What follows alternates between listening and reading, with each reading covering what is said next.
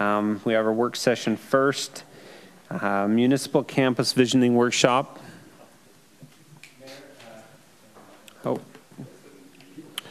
Mayor and Council, this is in response to us starting to master plan the campus and kind of that North Shore area.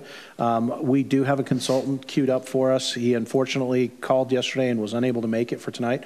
So we're going to postpone until next meeting. He is working on some concept stuff anyway, and he still will make a first draft for us at the retreat in May. So that's still on target, but we won't be charging forward with that tonight. But we've given him the comments so far that we've received, but we'll be charging ahead with that at the next council meeting. Thank you. Perfect. Thank you. With that, that'll be all of our work sessions. So we'll move on to the City Council policy meeting at 6:02. That was a quick work session. Call to order, roll call. We have Councilman Porter, Councilwoman Barge, Councilman Comber, Councilman Wilden, Councilman Podeska. We have a quorum tonight. I've asked Councilwoman McComber to lead us in our invocation and Councilman Porter to lead us in our Pledge of Allegiance.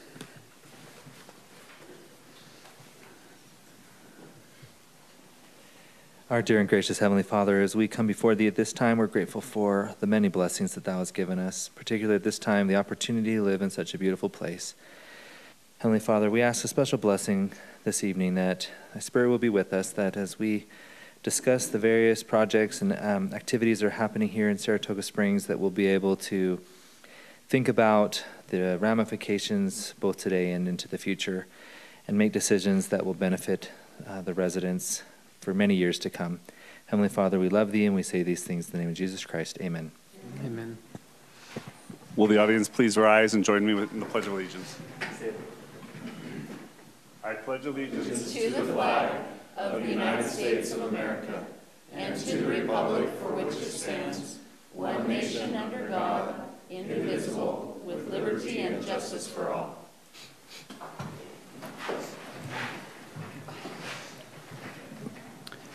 Okay, public input. Time has been set aside for the public to express ideas, concerns, and comments for subject matters not listed on the agenda. There are no public hearings tonight. Please be respectful in your comments. Please limit your comments to 3 minutes, and please avoid repetitive comments. Is anybody here for public input? Okay, if you want to come up and state your name and address for the record. Yeah, hi, my name's Patrick Beaker. My address is 2472 South Pasture Way, Saratoga Springs. I'm here today because about a month ago I spoke to someone from the city, I think it was Dave Johnson. Yep. A bunch of my neighbors were let me know that they were contacted by the city. They're going to be taking the fence down in our backyard. It runs in the Summer Hill area. I've been there 12 years and I let it develop and everything. So my concerns with this is they said that they're going to remove the fence completely in the open space area where kids are out playing all the time. They're out there sweating in the winter. They're playing ball, whatever, flying kites in the summer. With the Redwood Road expansion, you can take a fence down that keeps the kids in an area away from cars. So that struck me as odd. That whole fence, it's iron, and it's in some need of some repairs and paint. The 5 of my neighbors that our backyards butt up to that fence, when we moved here, we inquired. When I first bought my house, I didn't know that my property line stopped short of that fence. They'll never disclose that to me. Shortly after I bought the house, he went out of business. So when I was getting ready to fence my yard, I came to the city and said, well, my neighbors tell me that it's not our property line. I'm not sure what to do. If I put it on the property line, you have a fence and a fence. It's just like prison yard, right? So my advice from the city was build a fence to the fence that's existing. And the sidewalks on the other side, there's concrete pilasters, iron. So I matched the city fence with wrought iron and put it all in.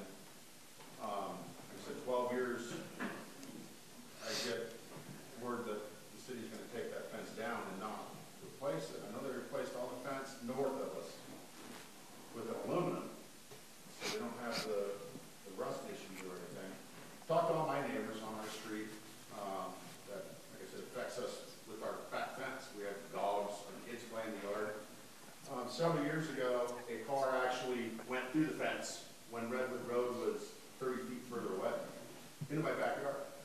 kids play back there. So we all have great concerns. It's a safety concern of pushing that fence back so it's actually closer to where our kids are playing. There's less space, less buffering. With the widening of the road, I can't for the life of me figure out what the city is going to gain from it. We've been taking care of that extra spot, that extra 10 feet or whatever it is, varies, since we moved there. We've been maintaining that area, making sure that's upkept. In fact, oftentimes I have to climb over the fence to maintain the other side with at least the edging, because the maintenance from the city will mow, but they won't use the edger along the fence, and so it starts growing up on the other side, and I maintain it. And I don't think I'm the only one that does that over there. And if it's a matter of the fence needing repair, I know I speak for the 5 houses that were against it. We'll take care of it. I'll get out there. My intent was to paint my fence this year anyway, just to need to paint. My intent was to paint the city fence as well. Take a wire wheel to the rust spot to make sure it's maintained. Like I said, I sit there and I think, but I just don't know what the city gain is. How is it going to benefit the city to remove the fence, right? I know that the builder put that fence up, and the city allowed it to go there. They didn't just arbitrarily pick a spot and say, oh, we're going to put it there, not on the property line. I don't know why it's not on the property line. Because back in the day, this was property lines. I can't imagine that the houses north of us runs right to that pilaster, right in line with their property line, and then they kind of pick a spot, move it down. Someone approved it. Someone said, yeah. My understanding was there was a utility easement, and the utilities never went in. And if it's an access issue, that the city's ever going to need access to that, the way I put my fence, I put a post where approximately where the property line would be, and made 2 big gates. So at any time we could, and my neighbors did the same. We could always swing that, and the city could have access all the way down. The only one that wouldn't is next to me, that put up a vinyl fence all the way around. And I assure you, if you need access, I'll take the vinyl down to give the city access, if that's what it comes down to. Again, I think it's a huge safety concern. I've had a car in my yard already once since I've lived there, and we have those concrete pilasters that it gives us a little security that maybe if a car comes running through there, that concrete pilaster is what slows them down before it kills one of my kids. I know that's a concern with a lot of the kids. North of us, that open space, I think that the city really needs to reconsider removing that fence completely, as kids do play there. It's not just a water catch. It's in use often.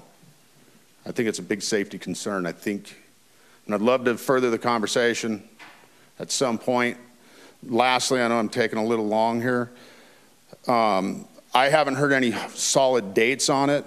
One of my neighbors was saying that this is something they wanted to do by May 1st. And at this point, for me to, if the city's not going to be putting a fence back up, yesterday was tax day. I got hit with several thousands of dollars that I wasn't planning on paying. For me to go out and buy the iron and even do the work myself right now would put myself at a financial burden to get it done. Even by May 1st, I can't see it happen. I would, if that's the final say so that fence is going to come down, it would take me till probably July to be in a position to be able to do that. We all have dogs. Like I said, there's a safety concern. A lot of issues. I'd love to further the conversation. I told David Johnson that I'd be in here speaking on it. I've spoken to my neighbors and told them that I'd be speaking tonight on their behalf, and we all feel the same about this. So I hope that the council considers that. Thank you. Okay, thank you. Okay, anybody else for public input? Seeing none, I will close the public input. Reports. Okay, city administration. Yes, Mayor Council, at a past meeting, you asked me to kind of follow up with some items that may be outstanding from previous meetings. Obviously, we have quite a full agenda tonight. There were some follow-up items from earlier that we have put on there, and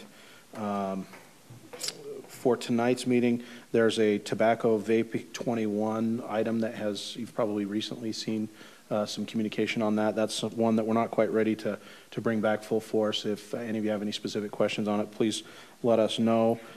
Go ahead, Kevin. So this might be a good opportunity to talk about that briefly. The law has changed. I sent out an email about the House bill that passed about that. So basically, starting next year, the minimum age is going to be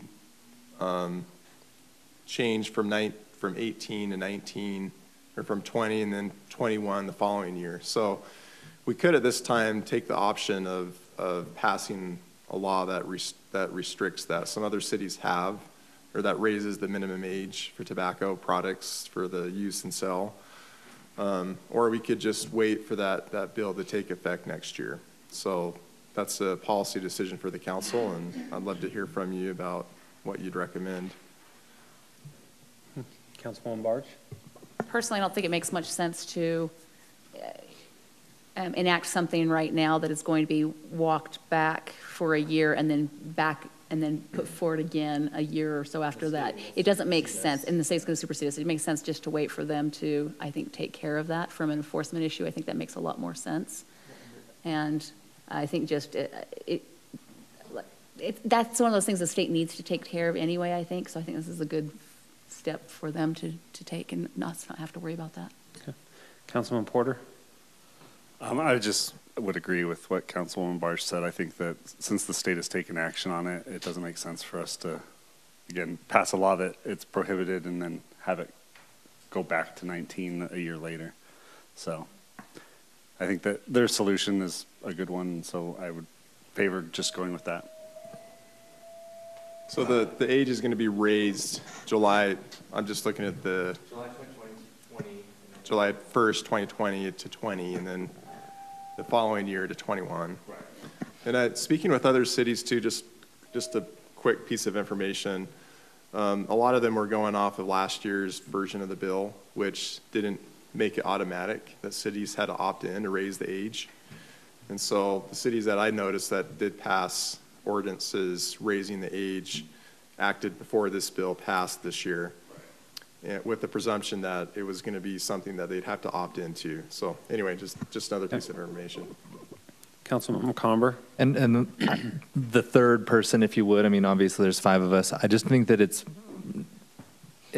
let the state do their process. And the reason why the delay, because I'm sure they would have loved to have done it right away, but you have to get new banners and posters, and you have to, educate the public, and you have all of that. And so if we were superseding them, then that would put the burden on us to put the posters and get them, educate Walmart and Smith's and Walgreens and all that. So then it puts that burden on us, where the state has chosen to pass that legislation, and the burden's on them. And they're the ones who regulate that through sales tax anyway. And so I would think that it's just better to allow them to work through the process. Okay, anything else, Mark? Yeah, so real quickly, we're still working with Willow Glen on their reimbursement agreement. Anticipate you'll probably see that at the next council meeting, would be my guess. We're meeting with them later this week. We have the Alpine School District meeting later this week. You've received notice of that. We've got our, we've discussed getting together with Eagle Mountain on either the 5th Tuesday of the month or the 4th Tuesday. Do you have a preference? Or of a month, of a month. Well, this was the get together between the two communities. If we did a 5th Tuesday, then we could just kind of lock that in on the calendar, for. If it's May, no, because it's like Memorial time. Sure. It's their city celebration. And then city celebration. But would you be okay with us just picking like a 5th Tuesday? Okay. That's great. And then I think you've received some other staff communications we'd like to follow up on. The rest of this is things that we can follow up on later. I did want to just remind you that we've got our retreat planned for, I believe it was May 17th. So just keep that on your calendar. We're looking forward to that. So with that, I'd be happy to tackle any questions. We do have one staff item that we wanted to present to the council. Tyler, come on up.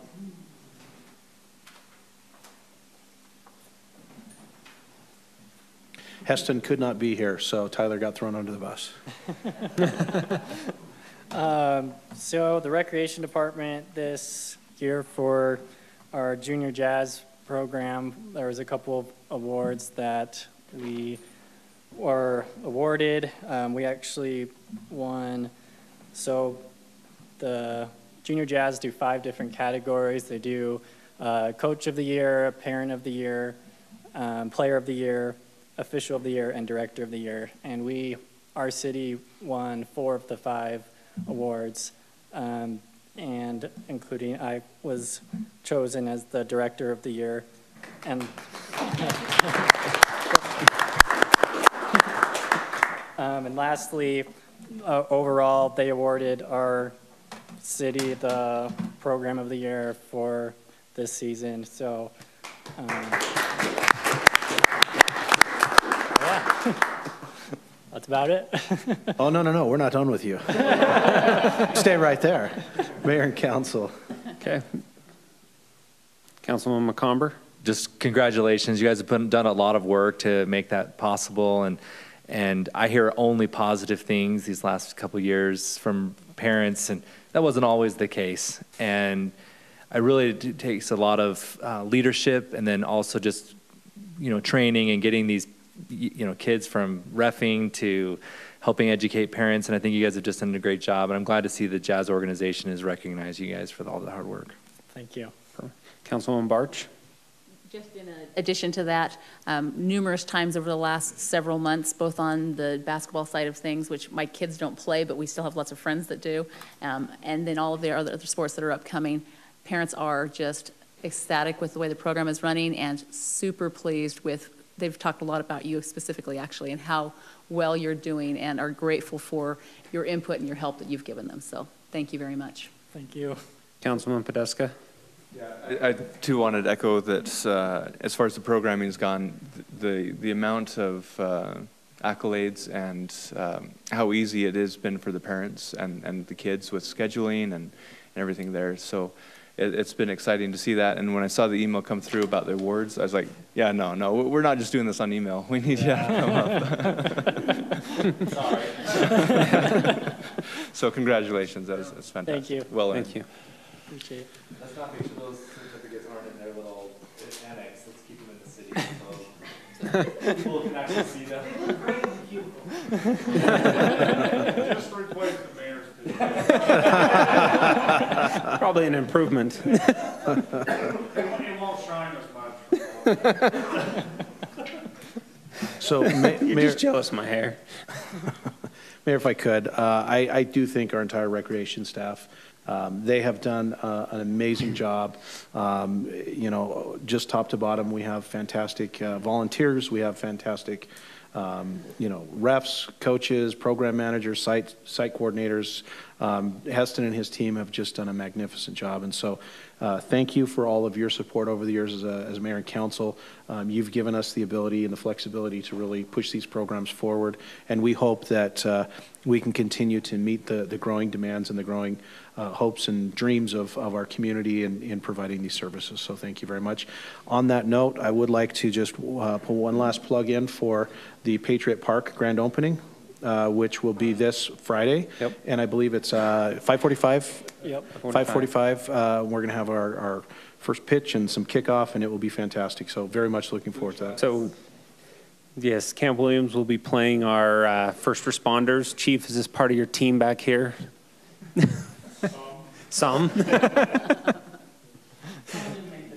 Some. I didn't make the cut either, so. No, we're looking forward to it. You guys are going to run a great program. I know from what we've seen on social media and Google and that people are very pleased with the park and what you guys are gearing up for there. Great. We look forward to it. Okay, thanks. Tyler.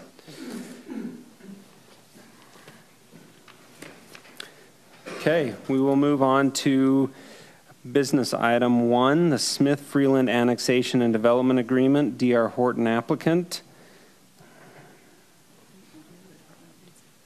Oh, I thought that was the department update. We're going to hurry and do the department update since I skipped them. Sorry, Sarah. Sorry, Chriselle, you were looking so excited. Okay. Library, then economic development.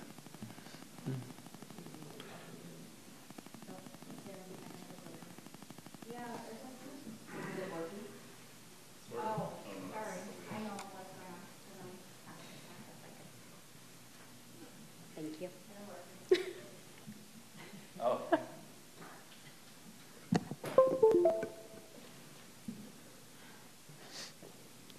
Good evening. Not much has changed for us. We're still projecting our numbers out through the rest of this year with, of course, growth in items circulated and visitors. You're not going to see the items circulated quite at the numbers that you'll see at the end of the year because all of the digital numbers come in from the state library at a different time period, so none of those are accounted for in our ongoing statistics. Our registered card holders is continuing to grow with about 120 to 150 a month. The library visitors is, of course, all over the place, and we're anticipating our normal June jump soon. Same with our circulation statistics. We're anticipating our growth for June, beginning of summer, again soon. Reference questions is continuing to go up. We're experiencing a slight decline from last year.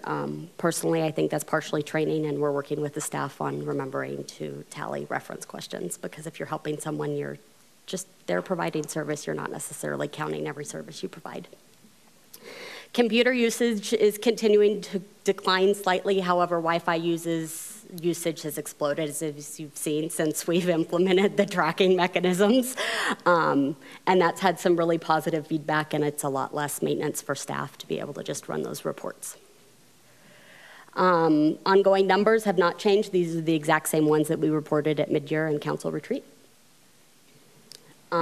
As you can see, the Wi-Fi usage has increased since we've been counting by hand, more than tripling from the beginning numbers in October when we actually implemented the tracking mechanisms. So we are getting far more accurate information, and users are catching on to they can just sign into the Wi-Fi for free versus having to have a password and using their own devices like they've done in the past. Finally, we are preparing for summer. Summer reading starts June 3rd and ends August 10th. We've already started pulling our schedule of events together, coordinating those activities, been soliciting donations since October of last year to make this possible.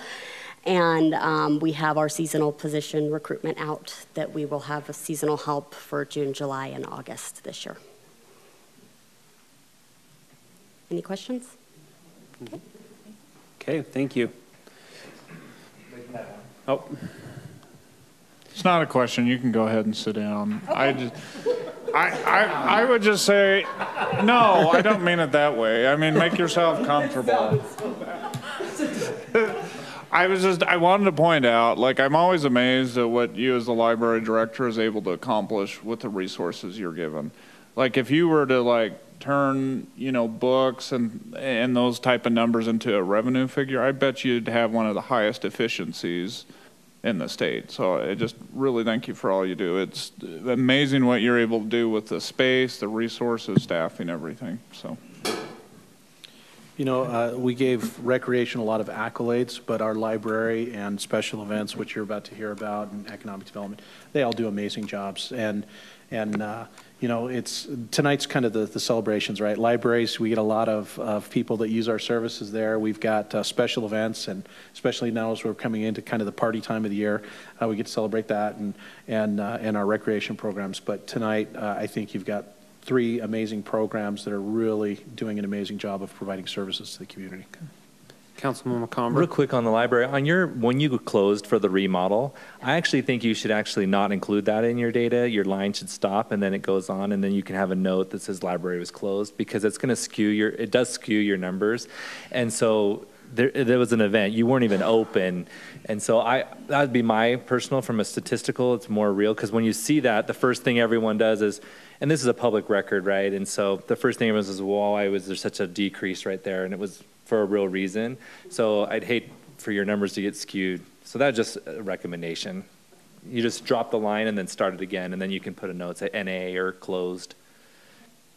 And the remodel turned out really nice. You can just sit down. I just throw the. It's all right. Okay, Mayor and Council, I'll try to run through this quickly so that we can move on. So I'm first going to touch base on economic development. We've had a lot of fun stuff starting to come. We've, in the crossing area, we have things like Crumble and Mod Pizza. Recently over by where the city annex is, we know that Twisted Sugar is going to be coming there.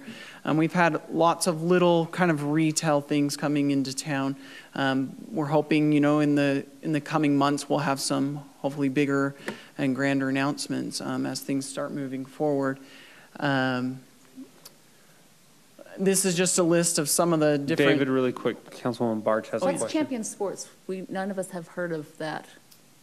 If you go back to your list, it's underneath Crumble. Oh, this was, sorry, my mind has to go back a little bit. Okay. Up in Harvest Hills. Yeah. If I remember, I haven't talked to Building for a while though, when they first initiated, but I thought they were filling one of the spaces right there. In Harvest Point? Yeah, right there. They were filling one of the spaces. Like a gym?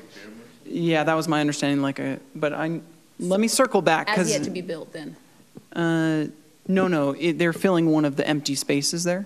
But I mean, they haven't. There are no Yeah, empty I haven't heard any news yet from the building There are no department. empty buildings. Harvest Village, there are no buildings built yet. Let me circle back with you on that. Are you talking about over by the CrossFit? Yeah. Oh, yeah. okay. So What? that's not Harvest. That's the Hillcrest. Okay, got it. Over Okay. by the CrossFit, right? That's Hillcrest. It's- Oh, yeah. sorry. Sorry, Hillcrest, not Harvest. I was hoping we had like a new building coming. I felt like I need to say some sort of tongue twister from My Fair Lady with H's, but Okay.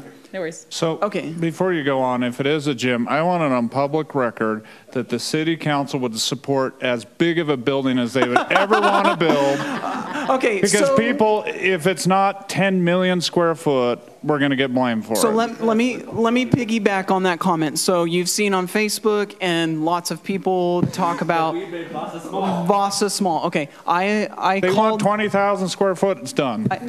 I called corporate because the number one thing we heard is the city fault. will not allow Vasa to go into Smith's. So I called their corporate offices and I talked to their manager, and somehow that story got flip-flopped because originally the city wanted Vasa to go into Smith's, and somehow the Vasa's employees were perpetuating that the city wouldn't allow Vasa to go into Smith's.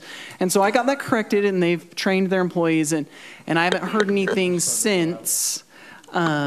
And we're moving forward with that. So, yes, you're right. Anyone that wants to build a pool or a large gym, please call Dave. Wholeheartedly, fully support it for minutes, for eternity. Matter of fact, Steve Wilden is selling portions of his backyard Well, to... let's not go that far. Oh, okay. Shelley will say I'm violating code. if I do that. So, Okay. So, here's... Councilman Smart Aleck. I'm going to move on from economic development. Well, actually, no, I'm not. I'm going to say 2 points. I went to the National Site Selectors Guild, which is kind of a national association of the top site selectors in the country, and they hosted it in Salt Lake City, and I was able to have some very good one-on-one meetings with several of these site selectors, get some great feedback of how to approach businesses and whom to approach, and made some contacts that I'll be in touch with them and kind of getting some momentum specifically for the office type space as we're gearing up for that a little bit more. So just wanted to plug that in there. So public relations, I hope most of you, I'm mostly going to just talk about our program. I hope most of you have seen this program go out in the mail. It's been something that we're really proud of doing. It's something actually that my staff and I, we pooled our resources from other things that we were doing and reallocated them to be able to put this together, which serves not just our department, but also recreation and library. And we found that it's something that's been really valuable and really well received. With the website and social media, I just wanted to give you a couple highlights.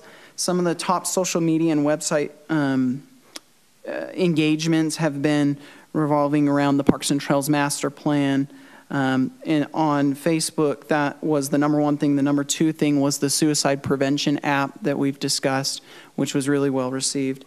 And then also the Lake Shoreline Trail, the Utah Lake Shoreline Trail as well. So those are a few kind of some of the fluffy PR stuff.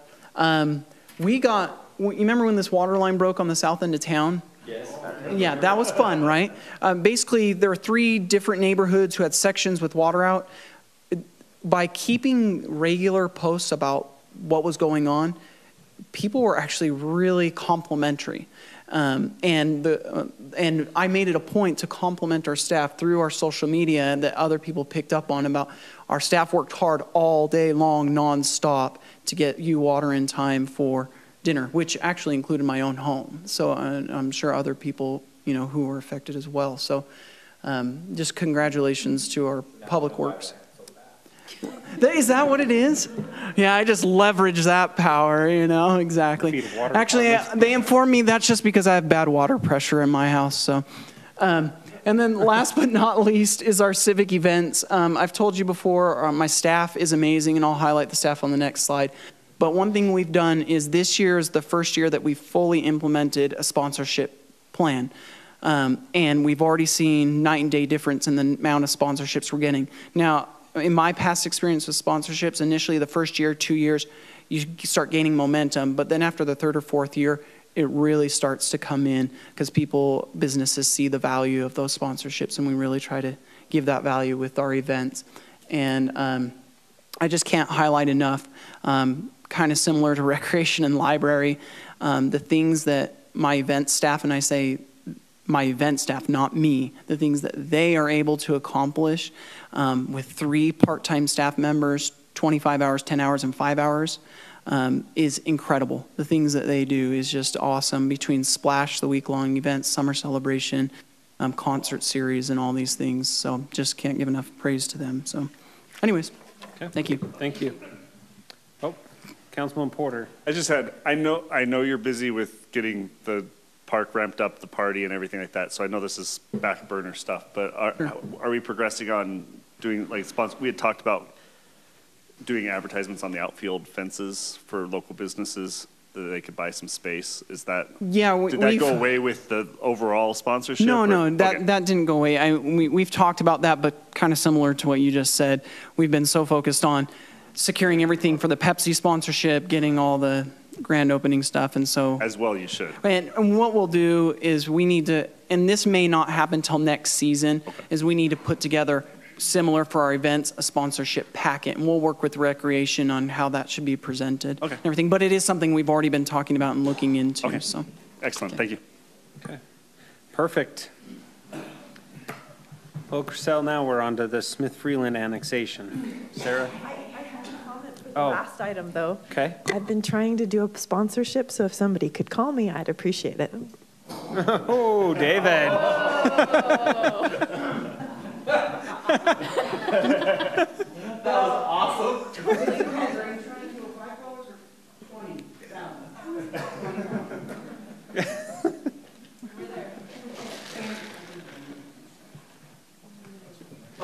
He throws Ann under the bus. No, I just said Ann has been trying to be but I don't want my spot to be taken. I got a big check to Ann's the treasurer. It's like he said his staff, not him. DJ, thanks. It's always comedy hour when I say that. Oh, because they're such easy targets. All right, serious stuff here. Okay. So this is, sorry, I'm a little sick. So this is business item number 1, the Smith and Freeland annexation. So the pieces you see in red on this map are proposed for annexation, and then also with the annexation, the assignment of zoning designations. So this is the annexation plat, which is 2 pages. And then this is the land use map and concept plan, which are, sorry, they're overlapping. There's an extra image in there. Anyhow, the land use map has several land use designations over the areas proposed for annexation. So the applicant is requesting the MR zone. And then there's a table in here, so the table in the staff report is for all of the North Shore area that lists all the various land uses. Parcel C in particular is indicated for light industrial and regional commercial. And then the applicant had asked that be zoned MR and that they be allowed to market that or required to market that as commercial for 2 years. And then after that, they could do residential. In the staff report, council discussed it and had several opinions and then wanted staff to propose options. So your staff report now has options, and the annexation agreement just has a blank in that particular area, so that based on whatever option the council decides on, we can fill that in. So we can proceed with direction to staff to fill that into the annexation agreement so that this item can possibly be approved tonight. The purpose of this table was just to show that in this particular area, there were several designations for different types of commercial, such as office warehouse, neighborhood commercial, light industrial, regional commercial, and then even mixed waterfront allows or requires commercial depending on what's proposed. So the intent of the table was just to show that in the North Shore area, we are allowing mixed residential, and the North Shore plan has entirely residential with the option for some live work on the transit corridor. So this is just to aid in the discussion about what parcel C should be zoned, whether or not that should be entirely commercial or partially commercial. And then there's staff recommendation for approval, and number 3 just has a blank for whatever option the council decides on regarding the zoning. And then there are also the alternative motions for continuance or denial. Councilwoman Barch? So just a quick clarification question before we get going on the rest of the stuff. So one of the things I'm a little confused about is we've already done the annexation of the other parcels. These are this is basically 3 parcels in a little bit more than 3, but nonetheless 3 areas that are part of a standalone annexation. Yet everything in our annexation agreement, everything in the staff report and everything else keeps talking about it as a whole, and we keep seeing the gross acreage over the entire project and not just on these parcels. So for me, it's a little concerning because I don't really know where things are moving around and what we really have on these 3 areas versus the rest of the development. One of the things that we saw is that there was a disagreement in how the marina was going to be given to us and when it was going to be given to us, and we still haven't received it. And is this still counting the marina, and they don't get extra density because they gave us the marina, because they already get extra density because they gave us the marina? So I mean, there are all those things, and I'm just concerned that this is all getting smashed together and not really giving us a clear picture of what we're getting on these parcels. Does that make sense? Okay. So I just wondering if you have specific numbers for these areas and what the densities for these areas are. I don't. Let me clear up this. So, Chriselle, these 3 parcels constitute approximately 56 acres? Yeah. Roughly 56 acres is what these 3 parcels bring in. And then the average density across that acreage would be approximately 8.5.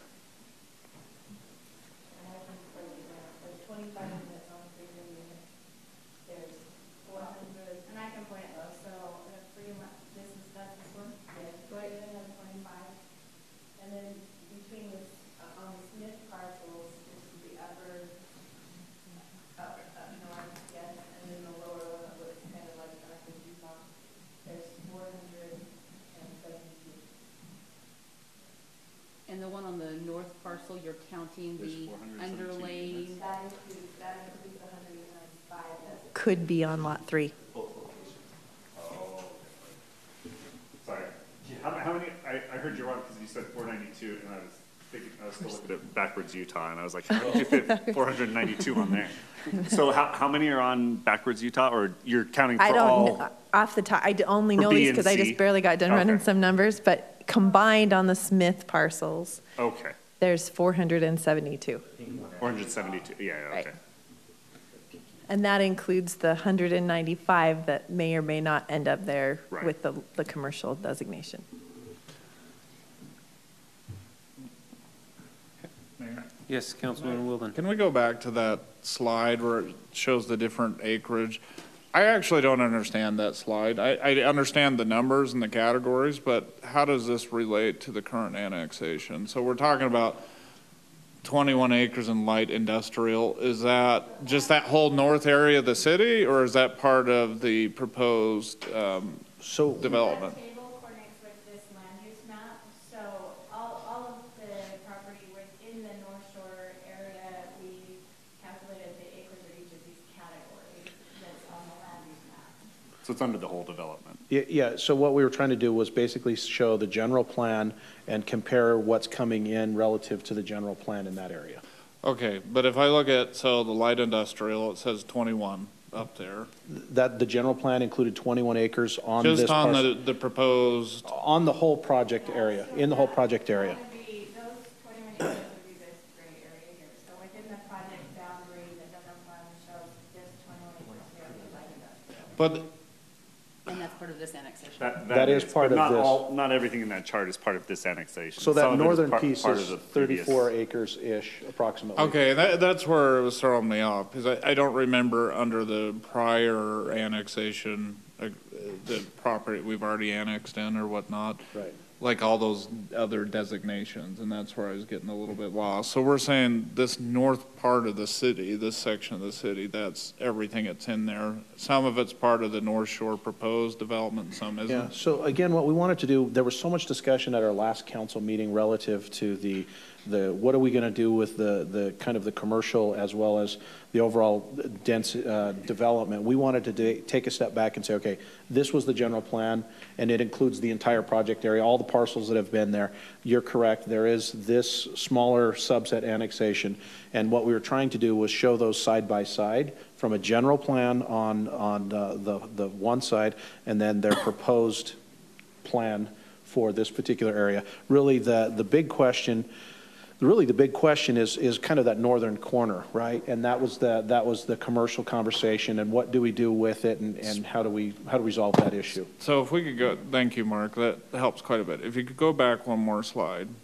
So on there, of the 14, does that say institutional? Yep.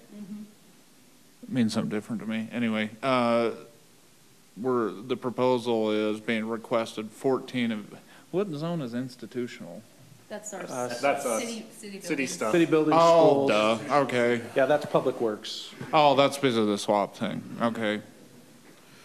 But this doesn't identify the part of commercial, no, okay. Basically showing what we're losing on some of these. Compared to the general plan, these are the things that have come out, and so right now we're going to get some mixed, what do you call it? Commercial, residential commercial, neighborhood commercial along Pioneer Crossing for those in-home businesses is what we're anticipating, and then really the last big piece is that commercial corner. And so the question is you know, we've kind of walked away from a lot of these different land use types in this area, particular across the whole, you know, time that we've been kind of working on this, and we did this really more for the illustrative discussion of how do you want to handle that northern corner, because really all the rest of the land use decisions have already been made for the most part, you know, and that was the conversation that we wanted to have. And I apologize, there's a lot of component parts to it, but as you can see, you know, there's you know, a lot of land that we're talking about here. Okay. Mayor? Go for it. All right. Did we want to have the applicant talk? Or do you want to say your proposal, then we can have that discussion? All right, sounds good. So I was one of the council members that, you know, is concerned about this figure specifically. I think there was a lot of concern about this, is that we're losing, you know, a lot of these uses throughout the city, not just in this area, but throughout the city. And so I think that's why I was, you know, concerned about making sure that we maintain some non-residential use, especially up on that corner that we're talking about on Lot 3, I think it's called in the report. So I'm, we had talked, in full disclosure, we had a meeting last Friday, and we're trying to find a way where we could all agree to something. And I think I've, in my ruminating on it over the weekend, I would like to propose that we go with 1A, but that instead of where it says designate all or part, I would like to say the or part. In talking with you, you kind of indicated that commercial developers want like about 750 feet of depth so that they can place a commercial development or when I say commercial, I mean a non-residential use, because yeah. It's just, I'll paraphrase it. It's basically that we would designate, we would rezone part of it as regional commercial going forward, and if they wanted to change it, they'd have to come back in. There would be no bounce back or reversion clause. But I just did some rough Google mapping, and 750 feet comes about to North Shore Boulevard. Almost. It's about 800. I did the same Google mapping. So okay. Yeah, it's about 800. You probably zoomed in a little closer than I did. And it actually was, we had a double conversation where one discussion was 700 and the other one was 550. So it's 700 is the maximum that we can talk about. So, well, if we could, I think if we draw a line, the other thing that was interesting to me,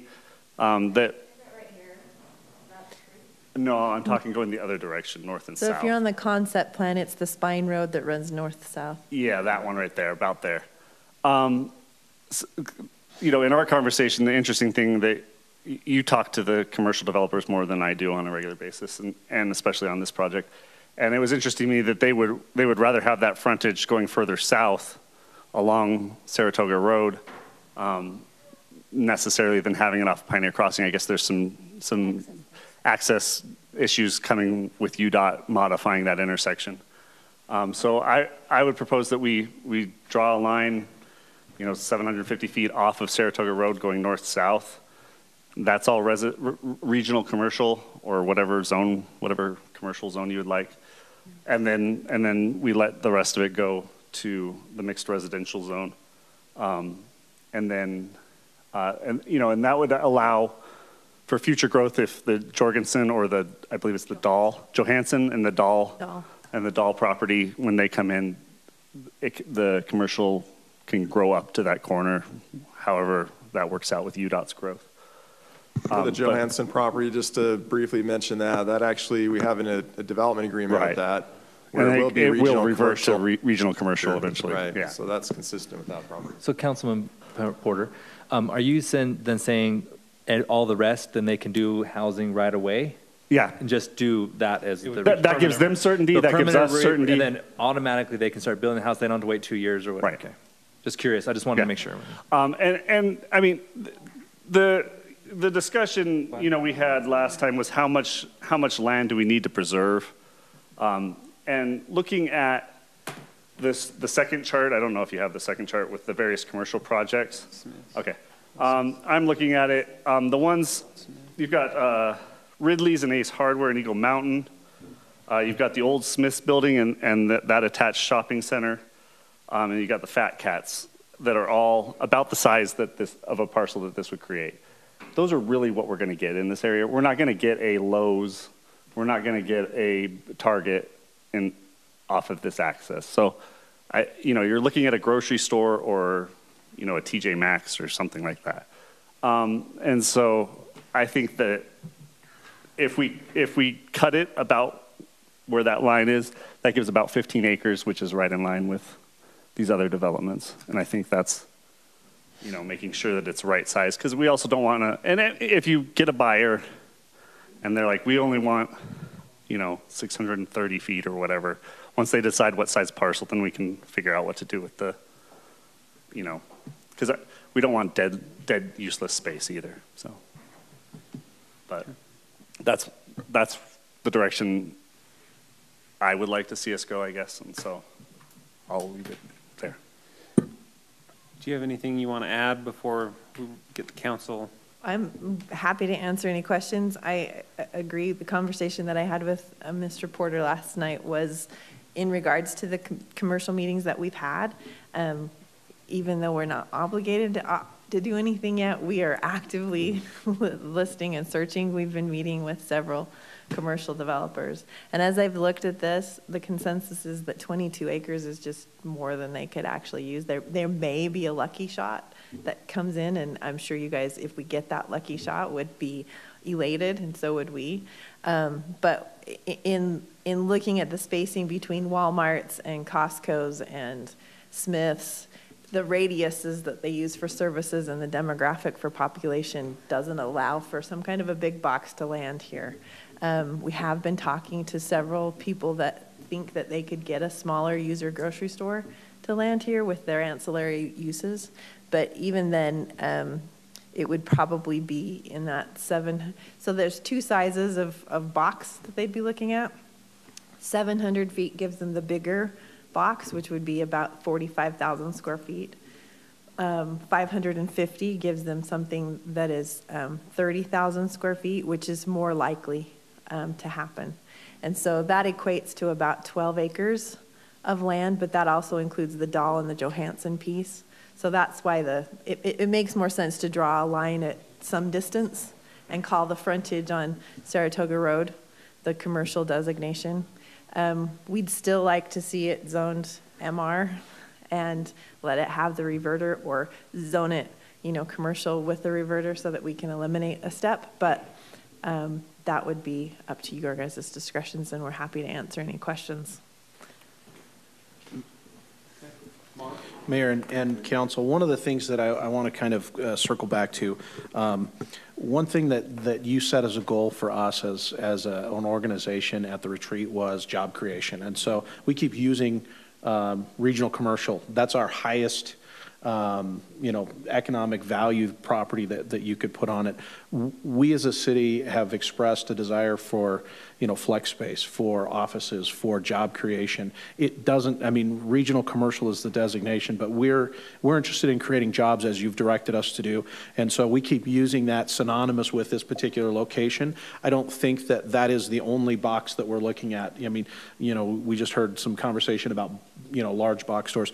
We're looking at job creation, and if it's offices, if it's flex space, if it's other types of uses, we would very seriously consider those uses as well. And so, I think it's important to designate that we're not going to hold out for a grocer in this location. We think that there's a lot of other types of uses that can create jobs that will fulfill the need of creating more economic diversity in the community through jobs and employment centers. So, please keep in mind that that's a more holistic approach to it rather than just saying carte blanche, it needs to be a grocery store. So I think that gives even more options. I get at that with my comment about a non-residential use. Right. Yeah. Okay. Councilwoman Barth? So I'm a little concerned that you guys are thinking that 700 feet is enough, honestly, because as I look at the different areas, old Walmart is 1,100 feet by 1,400 feet off the 2 frontages. Your old Smith's is 900 feet off, by 900 feet. Your new Smith's is 900 by 900. Your old, in Lehigh, where you've got the small grocery store as well as the offices around it, is 900 by 1,100. So I think, again, to go with what Mark was saying, this isn't just about retail. This is about job creation, having offices around there also so that people can live and work and play in the same area without having to travel out. So I think the 700 feet's far too narrow. I think that we've given up so much in this area. We've given up all of that industrial. We've given up all of that area where we could have had office warehouse. We've given up all that area where we could have had neighborhood commercial as well. I have concerns that I don't think that the way thus far, we'll see how it goes, but the way that I think that the applicant is proposing to live work, I don't think it's actually going to be very functional because of the trail system being depressed. You have no access off of Old Saratoga Road really directly to those houses. So for me, giving up job creating areas, be it retail, be it office, whatever, I don't think that that's a good idea. And I think that we need to leave this regional commercial business office at something like that business park. I think that having a reverter clause in there is unnecessary because we naturally have the ability to go back in and rezone. I think that as we have a more intense use, such as a regional commercial, a business park, business office, however we want to call that, that will lend itself to better advertising and more marketability for those commercial type uses. Whereas if you have an MR area, it's just not going to lend itself to being marketed that way. So for me, I think that I don't want to see it chopped in half and to lose that much more area again to houses that frankly we just don't need that right now. We've got what, 900 building permits that could be pulled at any point today. So while yes, there's a housing shortage in some areas, I think more than that we have a labor shortage for building those houses. And I think that what we really have is a job. We have a job shortage in this particular area so that we don't have to keep sending all of our residents out into other towns to work and to shop. Okay. Councilman Podeska. Yeah, let's see. I'll just start off with saying that I really appreciate how many times we've met and talked on this subject. It's a tough one in the standpoint that I do want to help out in this position developers and that partnership with the city. So this weekend, is back and forth on a lot of things, and what it really came down to is position on this council, in my opinion, is to really look out for the future of the city when it's fully built out. So as far as like discussions as needs of housing or whatnot, I don't really take that into account in my decision here. It's more of looking out for when the city's fully built out, are we going to have enough space for commercial? Or I'm going to take away commercial, I'm going to say non-residential. Just some of the problems we're seeing with neighboring cities that haven't done that, and they're having issues with where to put things now. And where I kind of look at these roads with Pioneer Crossing, Redwood Road, if everybody has to, we're just going to make that intersection worse by not spreading out the non-residential in those areas. And so as a council, I wasn't on the council when the general plan was put in place. But thankfully, they're looking out for the future, and I think it's not responsible to just kind of trash the general plan and not take those things into account. Having said that, I do listen to the feedback and how we can still make this portion work for it. Me and Councilman Porter spoke a little bit on this, and we're kind of on the same page in reducing the amount of acreage that's needed. Now, as far as the depth and the length, I think if it's just something, maybe just the amount of acreage to 15 to 17 acres, and it's just going off of the northeast corner of that. So it's whether or not you want it to have it deeper and not going down as long as along Saratoga Road, or if you're wanting to have it more narrow and going all along Saratoga Road. Does that make sense? Where it's just defining an acreage and not getting into the details of telling you, no, it has to be this wide or this location. But if it's just kind of that anchor point of that northeast corner, because that's where we're wanting to keep that non-residential. The other aspect that I was never comfortable with is something I mentioned last time we had this discussion in council, was that I just don't feel comfortable with the market dictating our zoning. And so as far as having the zoning change just due to the market need at that time, I just don't think it's responsible in doing that. So I would be in favor of again, yeah, that option 1A of, but not getting into the length and widths of just setting an actual acreage, and having that be just non-residential. So whether it's regional commercial or office space, just something that is going to meet the needs in that area. So Okay. Councilman Wilden? I appreciate the comments, and you had a lot of varying comments last time, and you came back with, I think, some pretty reasonable verbiage of what you're trying to accomplish. Based on the sentiment of the other three that's spoken, I don't think we're going to get there with that verbiage, if you can't tell.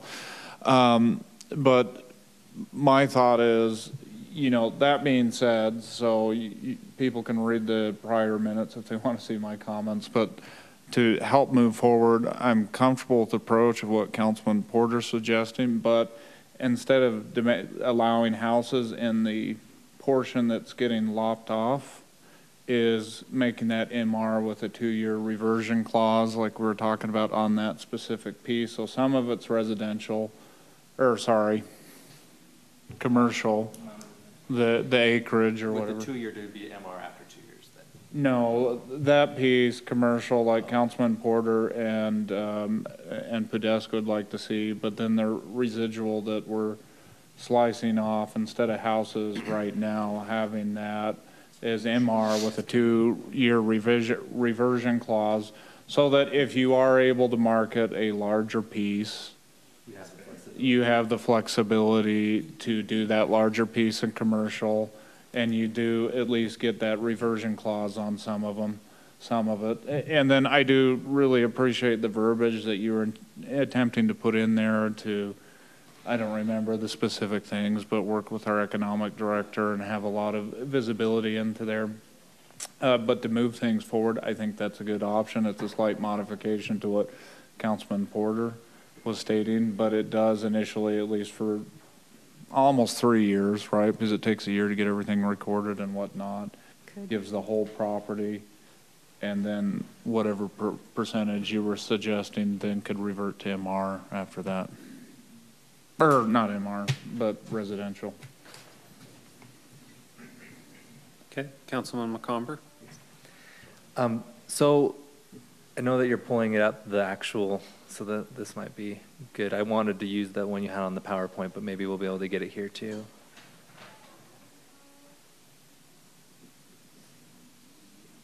As you start showing things, are you going to start showing the different developments? Okay. So I think it's important to point out for those of you who haven't looked at this the many times that we have, right on the corner is actually not what we're talking about. That's already regional commercial on Pioneer Crossing in Saratoga Road. We're talking coming in even further on Saratoga Road off of the major traffic corridor.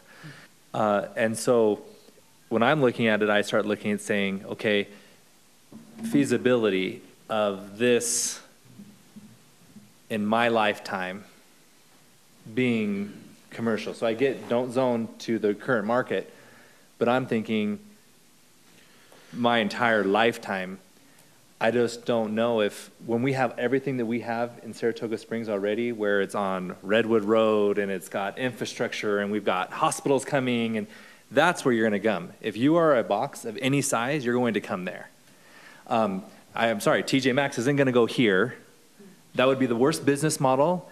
And TJ Maxx, I would, if I owned stock, I would sell it immediately if they bought the land to build a TJ Maxx here, instead of building a TJ Maxx within 400 feet of Smith's Marketplace, because that's where TJ Maxx should go. Or it should go across the street by Taco Bell. That's where TJ Maxx should go. Mm-hmm. So what we're talking here are coffee shops, coffee centers, little strip malls. That's all you're really talking here. There's just no way. Gas station's going to go on the corner if there is a gas station, maybe. And then I started thinking, what gas station's going to come here? They've got Maverick down the road. You've got Holiday. Who else is building right now? No one. Chevron's not building. Shell's not building. They're trying to stay alive. I honestly, Shell will probably be gone. I think Chevron, I think Chevron's going to be buying Shell, just so you know, just try and say, Chevron's going to buy Shell to try and save Chevron. But these big global oil companies aren't going to make. So there's no real gas station that's even going to go here. Because there's no demand. When you've got a gas station within a quarter of a mile at Smith's, and then even less than that, At Maverick and Holiday. And the church isn't going to want to build another church at this corner because they're already getting so much flack of having a church on the other. Okay, so really what we're looking at here is very small parcels. So I am okay with, that's why I clarified, Porter, with you, because I wanted to make sure that you were talking about a reduction of some sort, but not all of it. Sorry, I don't agree with you, Shelley. I don't think that there is any demand for this all staying any kind of regional commercial. In my personal opinion, I'm one of 5, and that's why we have a 5-member council. I'm looking at this, and if we go to the PowerPoint, if you could, because it doesn't really show it here. So where the red line is now, what is that acreage, the little red box in your property? What kind of acreage is that? 13 acres. Because it lines up with the... It almost lines up with the, it's about the 550 mark. Yeah, so it lines up. So almost line it up with the other property to keep, some kind of semblance. So my personal opinion is that if that is the regional commercial, I wouldn't mind having some kind of, I don't want to say reduction in fee, but if you came back 3 or 4 years from now and you're like, we have exhausted every opportunity, this is not going to happen, and then whoever's on the council at the time can figure it out, because I don't like kicking the can down the road, because I really think that that's really what we're doing, because we are going to basically just have you here sitting in front of a council 3 or 5 years from now asking for a rezone. So I don't know if there's something that we can do that it's a streamlined rezone, because we'll have the information, the content, we know what's going on around it. We can figure something out to try and make it fair, because I think that we don't want to be seen as nickel and diming developers either. We want to see that we're working with you. The loss of light industrial, I hate light industrial. I don't like it, so I'm okay with getting rid of light industrial and having that be homes that tie in with your neighborhood. And I would appreciate it if you actually put higher density homes there, because it's going to be abutting next to potentially commercial. Most likely not, but at least it potentially will be. You'll be able to get on that 13 acres, even the stuff that you were talking about, the 30,000 square foot. And if someone wants to do a little bit bigger of a project where they have a strip mall and it's a bigger, to Councilwoman Barch's point with the bigger, then they'll buy both properties. They'll buy the one on the corner and this one. Right. And then they can do double strip mall and have the parking lots behind and all of that, and access it off onto Saratoga Road. So I agree with Councilman Porter. I think that a deviation is the key. I'm okay with the 13 acres lining up, just making it clean with the other development, and then having the housing behind. So 17, was it 17? It's 13 on her exhibit. Acre map on just that red part. It's coming up to 16.9. So if it's 16.9, whatever, let's clean up the line. I think part of that Not following, just straightening it up. Right. I think you have to. 3 acres. You captured, yeah, I did that the other day too, so that's why I was asking. So, but they can buy that property. Right. And then they'd have that acreage. So I just think if we can, even though your map is showing a little bit more of a wind, it would just be redesigned slightly, just straighten it up, even it out, have your development behind, you'll get access to it, sell your commercial up in front, and we'll see you in 3 to 5 years to rezone. Well, hopefully I won't be, but I potentially could be. So so a compromise, but I think that along the road front is where you want it anyway. That's where the commercial needs to be. You get deep in commercial, Dick's Sporting is not doing well because of where it's located in the meadows. It's deep in the development. And Gordman's It's deep in the development. So What's that? Boardman's closed after 2 years. Boardman's closed after 2 years. Again, deep in the development. And the problem is you can't have, we are the most lazy buyers. If it is not easily visible and easily accessible, we won't go. Heaven forbid we drive for 15 more seconds to get back to Dick's Sporting Goods, but they won't do it because of where it's located. So I think that there's no need to go deep at all. So that's where I'm at. And so whatever compromise we come up with, but that's sort of what I'm suggesting. Okay. Councilman Wilden. I just wanted to reiterate, last time, it wasn't last week, when it was, like a month ago or something like that? I mean, a lot of my sentiments are similar to Councilman McComber. That's not an endorsement of everything that's been said, but a lot of sentiments. But me is similar to Councilman McComber, looking for an option to move forward. And then, I mean, one thing that I do look at is this property. I think we all need to remember it's currently not zoned. It's not even in our city. So we're not giving up zoning. We're modifying the general plan. And I think often in some of the comments were said tonight, we're giving up zoning, we're giving up zoning. We're not. We're giving up a plan. Not giving up a plan, we're modifying a plan. That's just semantics, but I just want to make it abundantly clear that we're not giving up zoning. We're gaining it because this is land that's not even in our city. David Johnson had a comment. Did you want to say something first, Mark? Go ahead. Just in listening to the discussion, just a few things that I think is important to keep in mind. As the council's been talking about regional commercial, you've been talking in terms of retail. So one, keep in mind, retail isn't the only thing that can go here.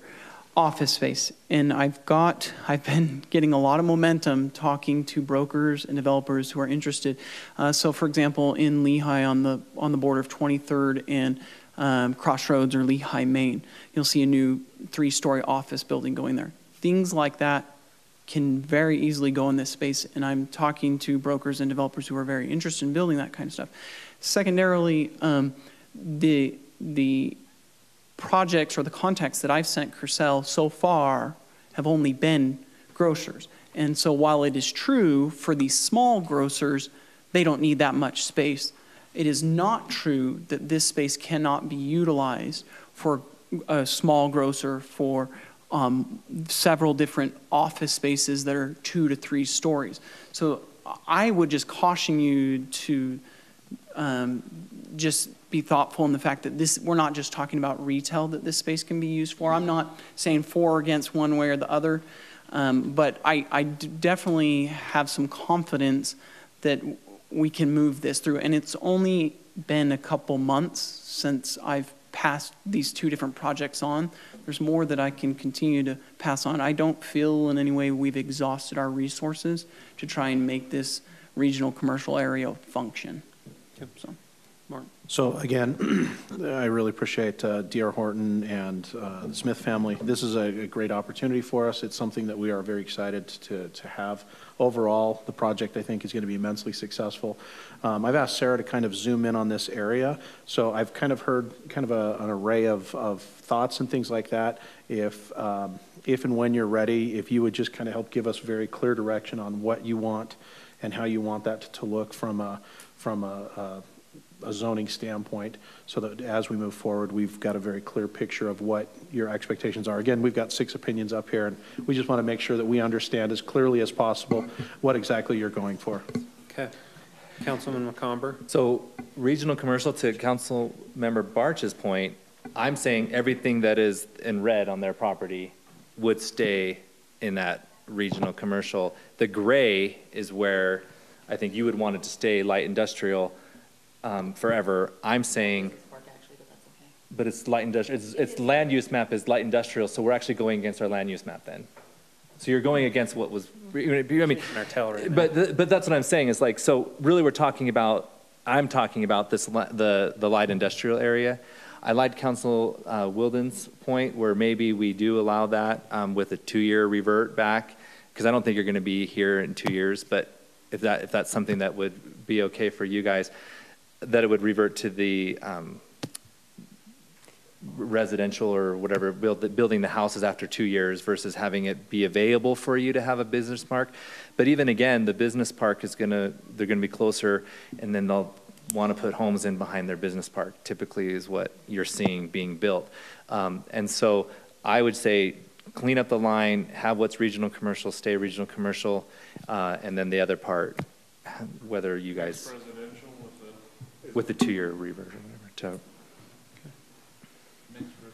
Councilman Porter? Yeah, just in the interest of moving this forward, I think that's acceptable to me if we do that. Is where, I mean, the problem is we have to put a zone on it. That's why we keep talking about regional commercial, because we have to put a zone on it. Regardless if we come back with a different use, we'll change it to fit the use, as long as it's non-residential. But I'm fine with moving forward. Unless anybody else has something to say, I'll make a motion. Can I just? Yeah. One quick, if you look at that really close, and in my compromise, so that we don't have to redo a site plan or something, we're like 50 feet off of a roadway. Yes. Can we slide to match that roadway to the east? That was my plan, is to match the center line of North Shore. To the east rather than west, go to the one that's under the red instead of. Oh, that one? Right. You have a name for that? So my only comment would be, I would think you'd want to go more toward North Shore, only because that gives you a good frontage for anything commercial or business office or anything else on that side, whereas otherwise you have to kind of weave through to get to it. So I would just think you'd want to do a more major type road through there than. Why don't you take your access point, because your road down below, because you'd have a 4-way intersection, is that what you're getting at? The first one you pointed at? And then jog it over right away. I'm not zoom in more, sir. You know what I'm saying? So come in off that 4, and then instead of going to the left, take it jog the other way to the right and land on the line as quick as possible, so that you have like a little bit of like a monument entrance area. I'm talking about, see your road there at the bottom? The one on the west side? Right. But the one below is not. The one below is where North Shore ties in. That's, yeah. If you scoot the line to where the property line comes down, you see there's a little dark line there. You could scoot there and have a pretty clean line. There's all kinds of ways. Whatever you all propose. My intention was just to come down, because you have the right way facing Utah on this parcel. We'll just. I was just going to go from that corner. Right. Just to make a square parcel. We can just leave the line where it's at. We can adjust. We'll figure it out. Okay. We'll figure it out. Just whatever's currently shown as red. Yeah. So, I mean, I guess we would zone the entire Lot 3 as regional commercial, but with a 2-year reversion to mixed residential on anything west of that line. 30 more feet to even up the line is what you're getting at, Chris. Let's just even up to the black line there. That's what I was saying. Exactly. So, okay. I agree. Okay. They weren't getting it, Chris, because they were like, they weren't sure. To that corner, yeah.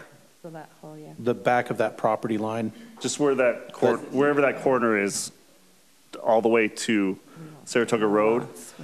That's like, when I did it, it was like 710 feet or something like that, yeah. And again, if you get a user that wants a certain size, we can figure that out. Yeah, so on the red, again, think of this as a big general concept plan. It was not necessarily following. You can see where it's not necessarily following property lines. So wherever you put that is going to be, yeah. Right. From that corner south. Line it up to the property. And line it up to the property line, and then that portion will be zoned residential commercial. Regional commercial, sorry. I'm making up zones. Regional commercial, it's just straight regional commercial. The gray portion from that property line to the west will be zoned regional commercial, but with a 2-year reversion to. No, that's what they want to revert to, is mixed residential. Mixed residential in 2 years, so we can say regional commercial start and then 2 years. Well, so they under the mixed residential zone, they can do neighborhood commercial. So the proposed language was that it be zoned mixed residential, but that they have a requirement to market it for neighborhood commercial for 2 years, and then after that they can do that language on the gray portion. Is it just neighborhood commercial though? It would be the same job creation, it would be the same office, it would be the I same. don't want the requirement that you have to market it as neighborhood. It was just as, Purcell? I've tried to make this So easy. the original proposal only had 23 acres, and if I'm understanding correctly with Mr. Wilden's comment, we'd be taking all of the gray area and reverting it, or just going to Yeah, let me go. the original 23? So the 23 acres is tan color here, so this, and then, so it seems like the tan color here was under discussion for zoning, and then this, it did seem that there was concern Yeah. previously about that being mixed residential. Yeah. So the maps are confusing because the parcels are bigger than the town area. Right. So the first We 700 can and see so feet, the blue and yellow is Right. going to be mixed residential. okay. The gray area is going to be whatever zone we want to call it for 2 years, and then you can revert it. And then the red part matched up with the boundary line is going to be And there's no regional reverter commercial, on and the there'll be no red. reversion on that. Right. So whatever language you want in the gray, with the that- two-year reverter, Is that clear as mud for you guys? Right. the red is locked. But the gray. I tried to is make a the motion yellow tonight. and the blue. Correct. So I'm having discussion. Even though there's a gray color over it, we're calling it yellow. So we got a three-stripe rainbow. Red stays regional commercial. The gray is neighborhood, as is written in the staff report, Mixed with reversion in residential. 2 years. Right. And it's the 2 years from when when the plat's recorded. That's recorded, And yeah. then the yellow and blue can go forward as residential today. Correct. Clear? Okay. Okay. Granted, the proposed language was just commercial, they didn't specify neighborhood commercial. They want Right, to but be able to market as just general. As commercial. Thank you. I just didn't want to be like, oh, we can only do. We'll give you whatever you want there. If you can get a regional for the whole thing, then all of the problems solved. Right. Okay, so is that your, That was, I should probably need to restate, I'm guessing, because we had a I thought that 20-minute was the conversation rather than a motion. That wasn't Yeah. okay, Okay, Porter's so making a motion. I move that we approve the Smith-Freeland annexation and development agreement with D.R. Horton applicant, Saratoga Road Ordinance 19-12, dated today, continued from 3/19/19, with modification that on parcel C, what is it, lot 3, that the portion from the corner, from Saratoga Road to the corner, I don't know how you want me to identify that. Aligning with the other region. Align with the land use map, basically. Yeah. I'd say align with the land use map. We can fudge it. And then you can. You know what we're after, is that corner. It aligns with the rear property line of the Dahl property, There you go. It the western Dahl property line. aligning with the western Dahl property line, going south to the southern property line is zoned as regional commercial. The Remaining portion of lot. yeah, how do you from that portion west to what's that road that goes north south Have a name. to the unnamed road on the map. Couldn't you just say the remainder of lot 3 as proposed? Yes. The remainder of lot 3 is proposed, and which option was it that has the reverter clause? The developer's proposal. The B, 1B. 1B. It will be Actually, it's rezoned 2. as 1B, per the option 1B. No, that says I can request. No, It's 2. I thought yours guys was 2. He's gonna have to Just make two? this motion. 2. It's just 2. The two parts, the A and the B, one with the additional language and one without.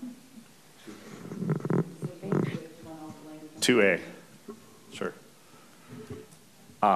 So the remainder of lot 3 would be zoned in accordance with 2A from the staff report. Okay, yeah. We also need you to include the zoning of the rest. Oh, as well, and then the zoning for the Freeland property. All the other properties, the MR zone. Okay. Oh, What for the other two. are they all? Yeah, all remaining So parcels in the annexation will be zoned MR. For the Freeland, and then the. Yes. Yeah. The regular, Yeah. mixed reresidential also for the other Smith property. Yes.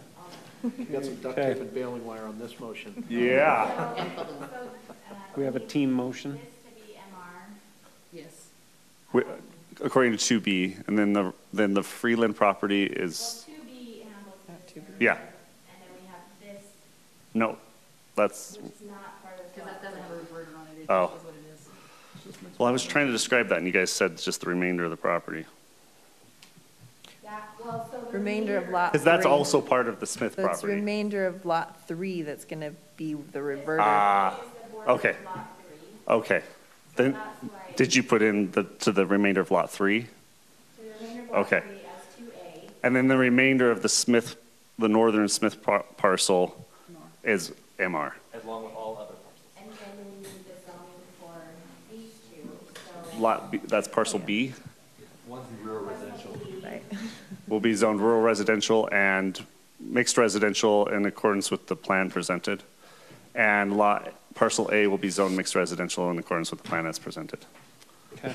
And then delegate to city staff finalizing the annexation agreement consistent with your motion. So motioned. Added. Okay, I have a first. Do I have a willing second? You want to put your name on that?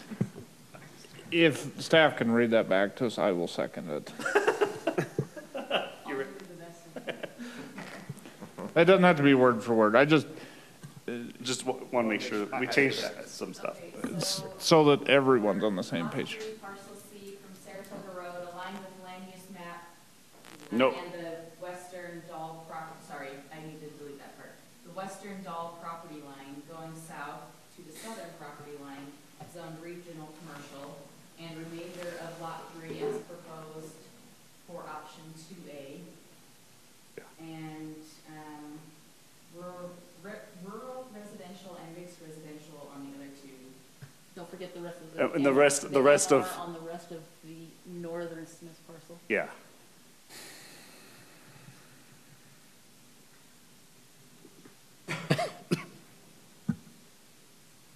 It's like wrapping it with barbed wire now.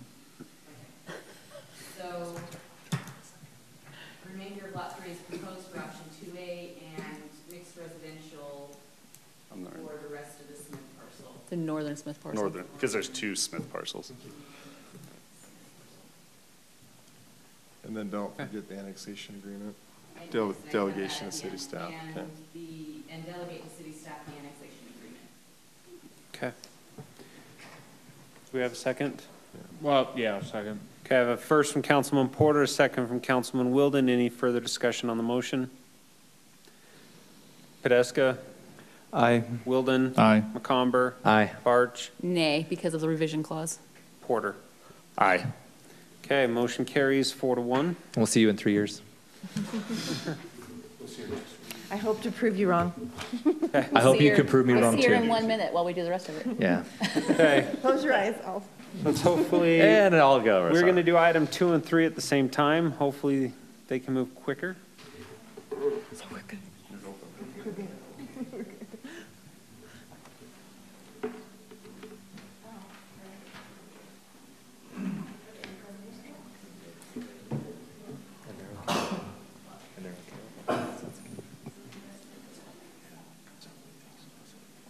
Okay, so the neighborhood plan amendment, the areas that are being added are the areas in the lighter red color. And obviously, the zoning decision has an impact on this amendment. So we just changed direction, so north is to the side. Yeah, the exhibits keep changing direction. That's just how they are in the submittal. So I apologize about that. I didn't have anything to do with it. So this is the entire North Shore proposed plan, including everything that has a dashed red line around it was already in the plan, and then everything outside of that is being proposed to be added to the North Shore plan. Here is the park and open space programming. Some of the things that have changed is all of the amenities you saw previously in the North Shore plan are still in there. You see in the areas that are being added some new open space areas, and then the amenities have been shuffled. So they have the things they were proposing before, and for different reasons, they've had to put them in different locations. And then the parks and open space and trails all together on this exhibit. And then there's options for motions. And then the rezone is for 2 parcels that are being added. So the rezone is proposed to be from or agriculture to mixed residential. And then the general plan amendment is proposed from institutional and natural open space to medium density residential to be consistent with the MR zone. The area is outlined in red on these 2 maps. So you have the zoning map on one side and then the general plan map on the other side. And the requests are as I just described. And then here is the conceptual lotting map and all of the conceptual numbers. So one thing is they do have in their table, depending on how lot 3 got zoned, they have those numbers separate. So you can see lot 3, they were proposing 195 units, and obviously that number would change based on the zoning decision that was made. And then there's a potential recommendation for approval or continuance or denial. Okay. Do you have anything you want to add? I have a small presentation, just so you can see. So mad. Thanks. I changed, brushed my teeth. Take a shower.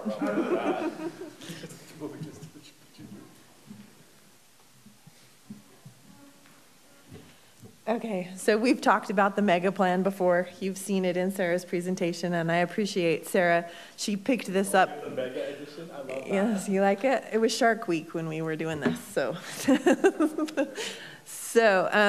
I appreciate Sarah. She jumped full force into this abyss and has been deluged and has done a great job, so we appreciate what she's done. She showed you all of this. We can go through the numbers, but I think you're familiar with it. Our overall density is 9.8. On the units outside of lot 3, there were going to be 1760, but now with the changes that just happened with the annexation, that number will fluctuate just slightly. 229 acres is the overall project area. We'll have a different number than what's showed there because we're not reverting, so we'll rework those numbers. But overall, our density shouldn't exceed 8.5. That's what we're asking for with this neighborhood plan. And then this is our neighborhood plan, just showing the densities and how they spread with the intensities, and where our focus is mainly along Pony Express with the higher density portions. Our traffic plan didn't change at all. Still have the same roadway types as what was approved before. This is our mega plan phasing. As you can see, there's 7 overall phases as we proceed through this project. Our open spaces and parks, for the most part, have stayed the same. We're still at about 32% when you include the Harbor Park. When you take the Harbor Park out, we're at 21. Still 38 acres of open space. So on this map, you saw this in Sarah's presentation, the ones that are highlighted with the red dash had some kind of change that affected them, and the ones that are blue are new. So Anchor Park is a changed new park. It used to be where we had our Driftwood Park, and we had some complications in needing to retain the 100-year flood. So this is a detention basin park, but it's amenitized. We're playing off our theme by adding a dock. If it does flood, you can come out, launch your boat, dangle your feet. If it doesn't flood, this is where the amphitheater will be located. So the amphitheater was in another one of the parks. It's been moved here. And it will be our connector trail through the north-south corridor on the back side as well. So this is Anchor Park. Our other new park is Laguna Shores. So this is down in this lower Smith portion in the SLR. This will be our major park for all these new units that have been added. It's where we will house Driftwood Park. If you remember, we had Driftwood. That one had to go away when we added the detention basin. So we'll do the Driftwood here in this location in our Terra Parks. We'll have another pool. We'll have a sports court. We'll have pavilions, hammocking. This will be the focal point for those users. And this will be on the south side of Pony Express. So those users that can't get to the pool or don't want to traverse that great big roadway, when it becomes that big roadway, will have access to a pool on this side of the park. Sandbar Park is more of a passive. It sits between units. It will have, though, a fire pit, right? More of a linear park and a picnic area. So those are my new parks. Again, Sarah showed you this typical lotting plan, and we're glad to be here, and we'll figure out what happens on Lot 3 and get you new densities. But if you have any questions, we're happy to answer them. Okay.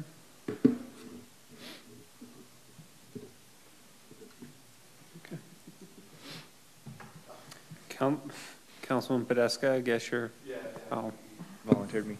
I like the changes. I don't see any problems with that. Appreciate you working with the open space, making sure it's still with the changes. Love the ingenuity for that detention basin and getting use of that. Hopefully it doesn't flood. But yeah, I don't see any problems with this, and I'd be ready to move forward on it. Okay. Councilwoman Barch. Thank you. I like the continuation of the highly amenitized open space. I think it's great. I think that overall the project is going to be, it's going to flow well together, so I think that's great. I would like to know a little bit where our horse trades are coming in, if staff can help us out on that, where the parcels that we're exchanging, because that's also part of this. If you got an exhibit, that would be great. But for the most part in this map, if you looked, go ahead. We're giving up. That's what you're. What are we getting? We're giving this up, and we're getting this, and we're also getting right of way For the Pony Express Roadway. So we're going to have just everything straight west of the current Public Works facility? Those. Will be more rectangular. Okay. So it'll, okay. And the Yeah. right of way for the mass transit. Yeah, and again, we're getting Pony Express right of way as well, and I think it's going to work itself out quite nicely. And then there's going to be a parcel on the west side of the current Public Works building. There's a little spot of gray over there that will be coming also in that land trade. So it's I think going well, and I think we've come to some good delineations on where we want that So to I be. don't see that we are zoning that parcel that we're trading back to institutional, where we're taking the one section out of institutional and putting it into MR. I don't see that we're putting that section that we're getting back into institutional. I would have thought we would have taken care of that at the same time. We're not, so right now, so that's the land use map. Oh, yeah, you have a good point, but yeah, you're right, we're not. Is there a reason, or can we just do that at the same time? Wilden wanted to put housing for our workers. So she's asking if this piece that we're getting, if we can put that on the land use map now, but we didn't notice it, so I don't know if we can. No, we need to have staff bring it back. We'll just bring it back. Okay, and we should have just done it at the same time. That's kind of silly. We have some general land use cleanups to do, so we can do it with those. Okay. We've already approved this in a previous meeting, right? The land So trade. just bring that back to us within 30 days. So we have a Put resolution, that on but your yeah, list, Mark. that'll be cleanup on our zoning map. It's approximately 15 acres. What you see on that upper portion is 15 acres of your existing parcel. Yeah, I just want to make sure we get those zoned the way they need to be zoned. As far as the new mega amendment and all of that kind of stuff, it's pretty much the same. There are a few changes that I don't know if the rest of the council was aware of. One of the things they added in the shared easements that we've not allowed in other areas, except for a couple of special situations that I would like to see taken back out. Likewise, they have additional comments that actually contradict each other. So one is that they talk about the fact that there's no gas utility in the PUE, the street side setback can be a 10-foot minimum. That's concerning to me because you end up with those buildings very, very close to the sidewalks, and you actually encroach in site triangles and things like that when you've got only 18 or 20 feet to the front of the house and only 18 feet on or 10 feet even on the side of the house, you end up encroaching. So I'd like to see that just remain at the 15 feet that we've already, because that's already decreased from what we used to allow anyway. So to take those comments out, and then also there's also some confusion on your setbacks for your rear-loaded townhomes, and so some clarification on this from applicant or staff. In one area, it talks about a 4-foot minimum apron, and then in another area, it talks about 20-foot minimum to the garage door. So generally, you're not going to have an apron unless you've got a garage door. So I'm trying to figure out why you would have contradicting terms in there. That would be on your page 50. Were they highlighted as changes? Or They were not highlighted as changes, but they are absolutely changes from the approved. Because I looked through for any changes. Yeah, there were. Yeah, I went side by side on the pages because I'm a little anal sometimes. Well, no, and I appreciate that because we have to have some trust that any changes are highlighted. Yeah. So we submitted a sheet to the planning department of, because there were a lot of changes. Most of the changes, most of the pages in the book changed. It was easier for us to note the pages that did not change versus what changed. Yeah, so there, anyway, so there's some, I mean, some of those are substantial. When you're talking about changing your PUE like that and changing your side setbacks like that, that's a pretty substantial change, as well as then, you know, just other contradictions and things like that. So I believe that for your comments, the shared easements were already in the original? They are not in the approved. Okay. I thought that they were. Not in the approved. Okay, I can double check that. And then if I understand, the gas PUE was the other one that you noted. If there's not a gas line, then the setback could change. Right, but there are other utilities besides just gas lines in those PUEs. So first of all, you're still encroaching on those utilities, and secondly, I don't want to see the houses that close to the side street setback when you've got visual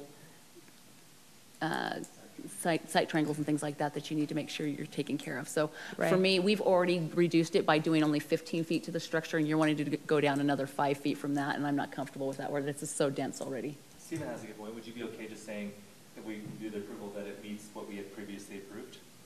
That any of the changes that take it from what we already approved, that we just stick with what we previously approved? That should work. For the setbacks. Yeah, that for way the we're not setbacks. having to like try and redo it. Just take it back to what we've done before. That's fine. That takes out the contradictions between the 8 foot. Then the contradictions are gone away. Yeah. Because we go back to what we've already approved. And so if you think we had it one way, So because, and you're right, and what I was looking at was our approved that's on our website that we've got there. That's what we were looking at. So if it's not been, if there's something else that's not been added to our website, then that's not good either. Because we need to make sure, just go with what we previously approved. Yeah, but those easements weren't there, the shared easements weren't there, and those setbacks were not changed like that. In fact, most of those setbacks where they have all those notes, the triple asterisks and the quadruple asterisks, most of those notes were not in the previously approved. Okay. Councilman Wilden? I was unaware of these changes, so I don't know where the disconnect came in, because typically we have a red line version, so that if I was anyway, I think the solution proposed is any modifications to the setbacks need to revert back to what was originally proposed, which addresses what you have, and addresses what we've done, because I don't necessarily want to, my memory is a little bit different than Councilwoman Barch, but I'm not going to argue with that. So as long as we just say what had been previously approved. Are you talking about the easements? Yeah, I'm not going to argue about it. Because it's been quite a while, so. Yeah. So one of the questions, so one of them is the 20 foot to the garage. Nora actually asked us to add that, just to clarify, because we had discussions to allow the 20 foot to the garage rather than the way that your code reads. So that's the only one that I'm a little tentative on, because she just asked that it be clarified. We had those discussions. It was both hers and my understanding that that's the way that it was being done, and that's the way it would be interpreted, but it wasn't clear, and so that's I think the it's note still she not clear added. the way it's written, because it says 4 to 18 feet, which means you could have all no, kinds of yeah, I'm not drive talking areas about in there that in one. between, which means people are going to park and their cars are going to hang out. Generally, if you have the 4-foot apron, people aren't going to park on there because there's just not room to put your car. Or you go all the way up to, we actually usually do 20 feet, not the 18 feet. And that allows for your car to be there without hanging out into the curb pan and infringing on the passage of other vehicles. And Yeah, I think we were trying to avoid that no man's zone. Okay. And have it one or the other. Right. So, It was either 4 or less, or 20 or more. okay. And I don't think just that I don't think that part changed, but that's one of those things I'd have to I- look at. The one that I was talking about is the triple asterisk for the 20-foot garage door. Yeah, but again, clearance. there's contradiction there, because there's the asterisk with the 20-foot for the garage door, but then when you're looking at the actual exhibit, the exhibit says 4 to 18 feet. Yeah, yeah. I would be not careful. I would be comfortable. That's the word I'm looking for. I'd be comfortable delegating cleanup to staff on that if they're just clarifying verbiage or whatnot. Specifically clean up to say less than 4 or more than the 20, so that you're not hanging out, that kind of. Yeah, as long as the setback requirements are what we spent an awful lot of time debating when we originally approved it, as long as those are consistent with just clarifying language, I don't have any concern there. I would just ask, this is actually a request I made of an engineering firm that we hired. It's a different relationship because we haven't hired you, but it's really, really helpful to have a red line version. So Very helpful. I would say the planning department, if you could communicate that, it's not specific to you guys, but if there's any major change or anything like this, we need a red line version, so. Okay. Especially if there's so many changes that it's easier to list the pages that didn't change. I think we all agree on a red line version. With that said, I will entertain a motion. I'll move approval of business item 2, North Shore Neighborhood Plan Amendment, with the staff findings and conditions, adding a condition that any setback changes revert to what was originally approved, and delegating to staff, putting in clarifying language around what those means, as long as the setback requirements are consistent with what's been previously been done. Do you want to add 3 to that? Item 3? And adding business item, and moving approval of business item 3, North Shore rezone and general plan amendment, blah, blah, blah, blah, blah, ordinance 19-14 dated today with all staff findings and conditions. Okay. Can you not put the blah, blah, blah, blah, blah in the minutes? But Can I have a first? Do I have a second? I have a second, Councilwoman Barch. Any further discussion on the motion? Porter? Aye. Podeska? Aye. Barch? Aye. Wilden? Aye. McComber? Aye. Motion passes unanimously for both items 2 and 3 tonight. Thank you. Thank you. Mayor, just a point of order too, if I may, just on any of the agenda items, you don't need to state the whole thing. You could just say item number 3. that's why I said blah, blah, blah, blah, as blah. stated. So it makes it much easier if it's a really Yes. long one, like it is. Or you can just add number 3, ordinance 19-14. Yeah, I realized Thank that you. halfway through. Chief Campbell, are you Thank ready? you. How do people do that? I just, So, Mayor and Council, could I suggest you table this item? You should have saw the look on their face. I didn't look at his face. I looked at their faces. That was close. I was just going to report that a developer who may or may not be in the room with us right now was willing to sponsor our chrome lug nut covers, so.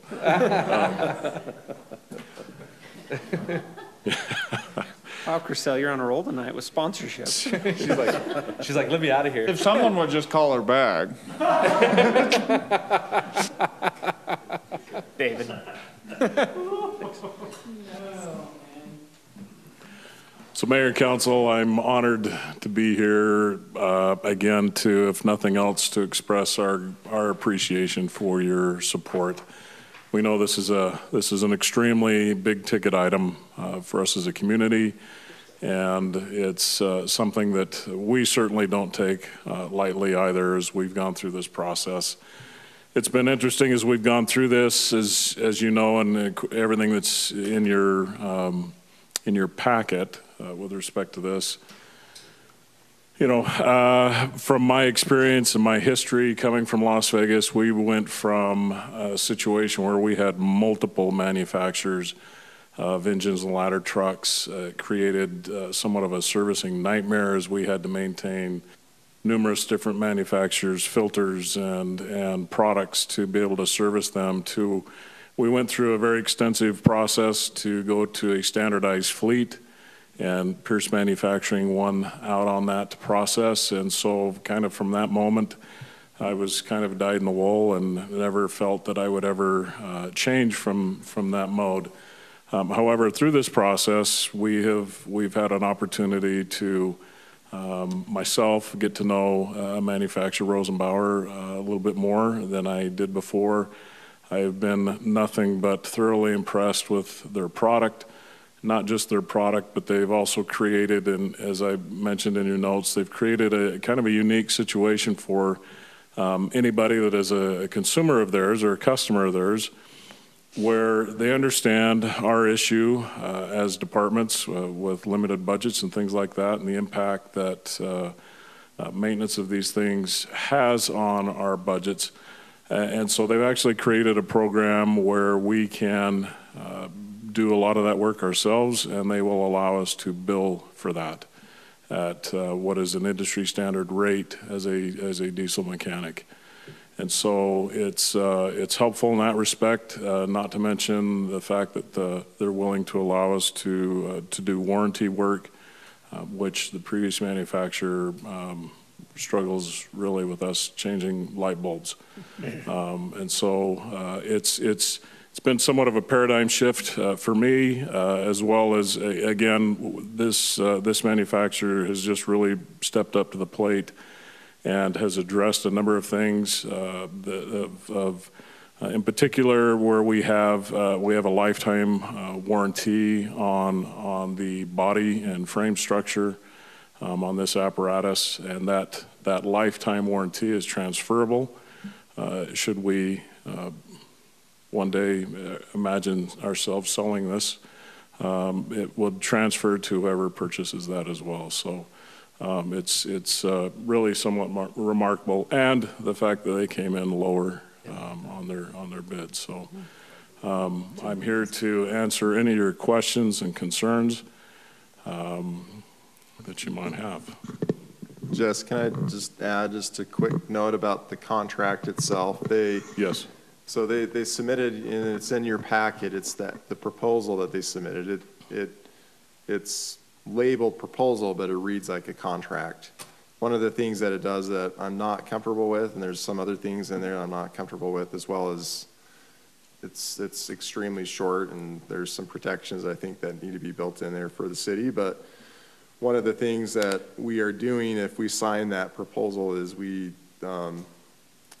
see venue being in Nebraska, not Utah. So if there was ever a lawsuit over this contract, we'd have to file it in Nebraska, not Utah. So They're not even in Nebraska, they're in Minnesota. Minnesota, yes, it's Minnesota. it actually says the proposal reads Nebraska. So I'm not sure why. It's possible their corporate offices may be in Nebraska. I know that their manufacturing is in Wyoming, Minnesota. So we don't want to do that.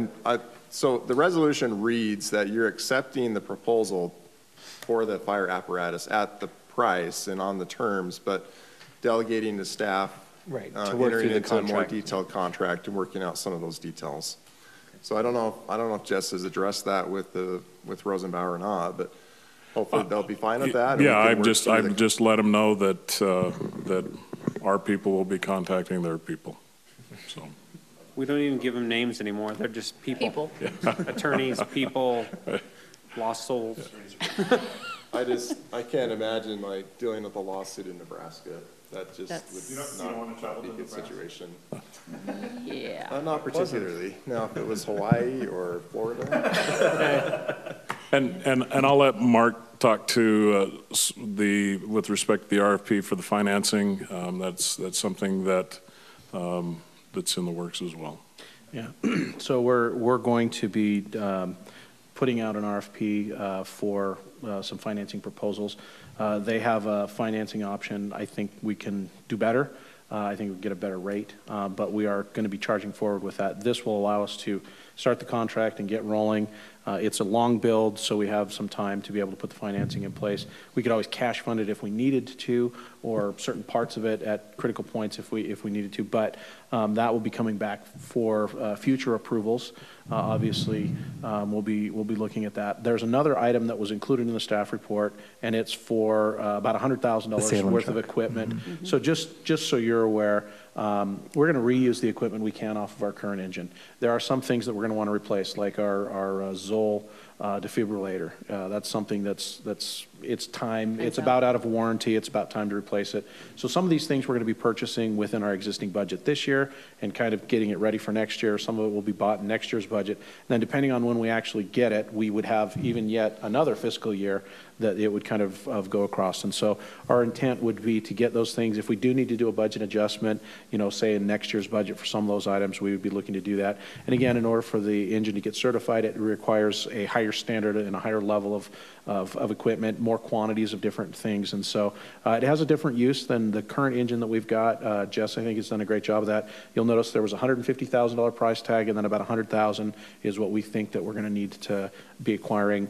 But, some things like an axe, we don't need to buy a new axe, Unless they break it in the next 6 months, we don't need to buy Sounds like you got an axe to grind over that. Yeah, so in the motion, if I make the motion, I don't have to do anything around that, That was just more informational because, again, I wanted you to walk in and understand that the purchase of the engine is for that 1 point. In the motion, do we also, because it says here that Salem City wants to have some confidence that we'll be selling that to them, do we need to make that in the motion? If you would clarify that would help us to set up an arrangement with them. And again, we'd want to put a purchase agreement in place with them. Okay. Are you in, Mayor? You have comment questions? I was just going to say, so one of the things I'm really excited is building the ladder truck because we've been working on this for a long time, right, Chief?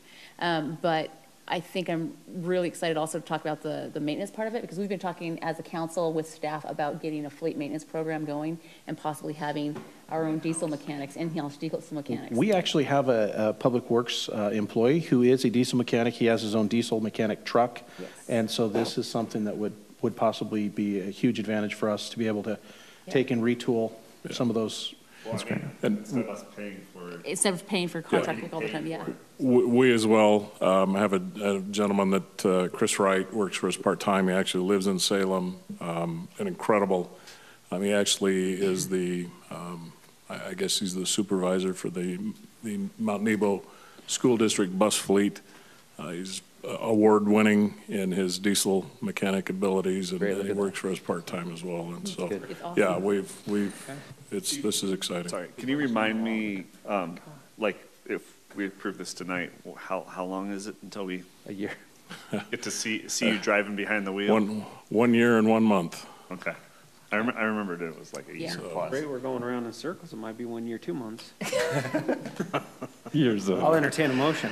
I move that we approve the award of bid to Rosenbauer, Minnesota LLC for fire department ladder truck, resolution R19-23 for $1,088,855, with a clause as well to go into an agreement with Salem City to allow them to purchase our current E262 truck for $100,000 when we're ready for sale. And then the contract change for... Delegate to staff. Oh, and then delegate with staff to work through the contract negotiations with Rosenbauer. I'll second. Okay. I have a first from Councilman McComber, second Councilwoman Barch. Any further discussion on the motion? Barch? Aye. McComber? Aye. Podeska? Aye. Porter? Aye. Wilden? Aye. Motion passes unanimously. I remember when we joked about not needing a ladder truck, and so now it's sort of cool to see that we're in that place where we're ready for one. So this is great. It is exciting, and again, thank you so much for your support. You've just been trying to climb the ladder ever since you've been here. And now you too can climb all 109 feet when we get it. It's awesome. You totally should. I think we can park up there first, right? No, not here. We'll put a harness on you. No. afraid of heights. I'm afraid of falling. Thank you. Okay, Raise it and then have them drive it. perfect. Okay, we will go back to item 4. The cooperation agreement with Utah County for gravity sewer improvements. Mark, I can't think of a meeting you haven't got sewer on the agenda. Jeremy?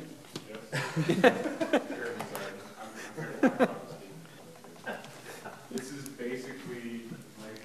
It's just the easement for the sewer line. We're basically buying easement. It's an interlocal because we're both, municipal agencies.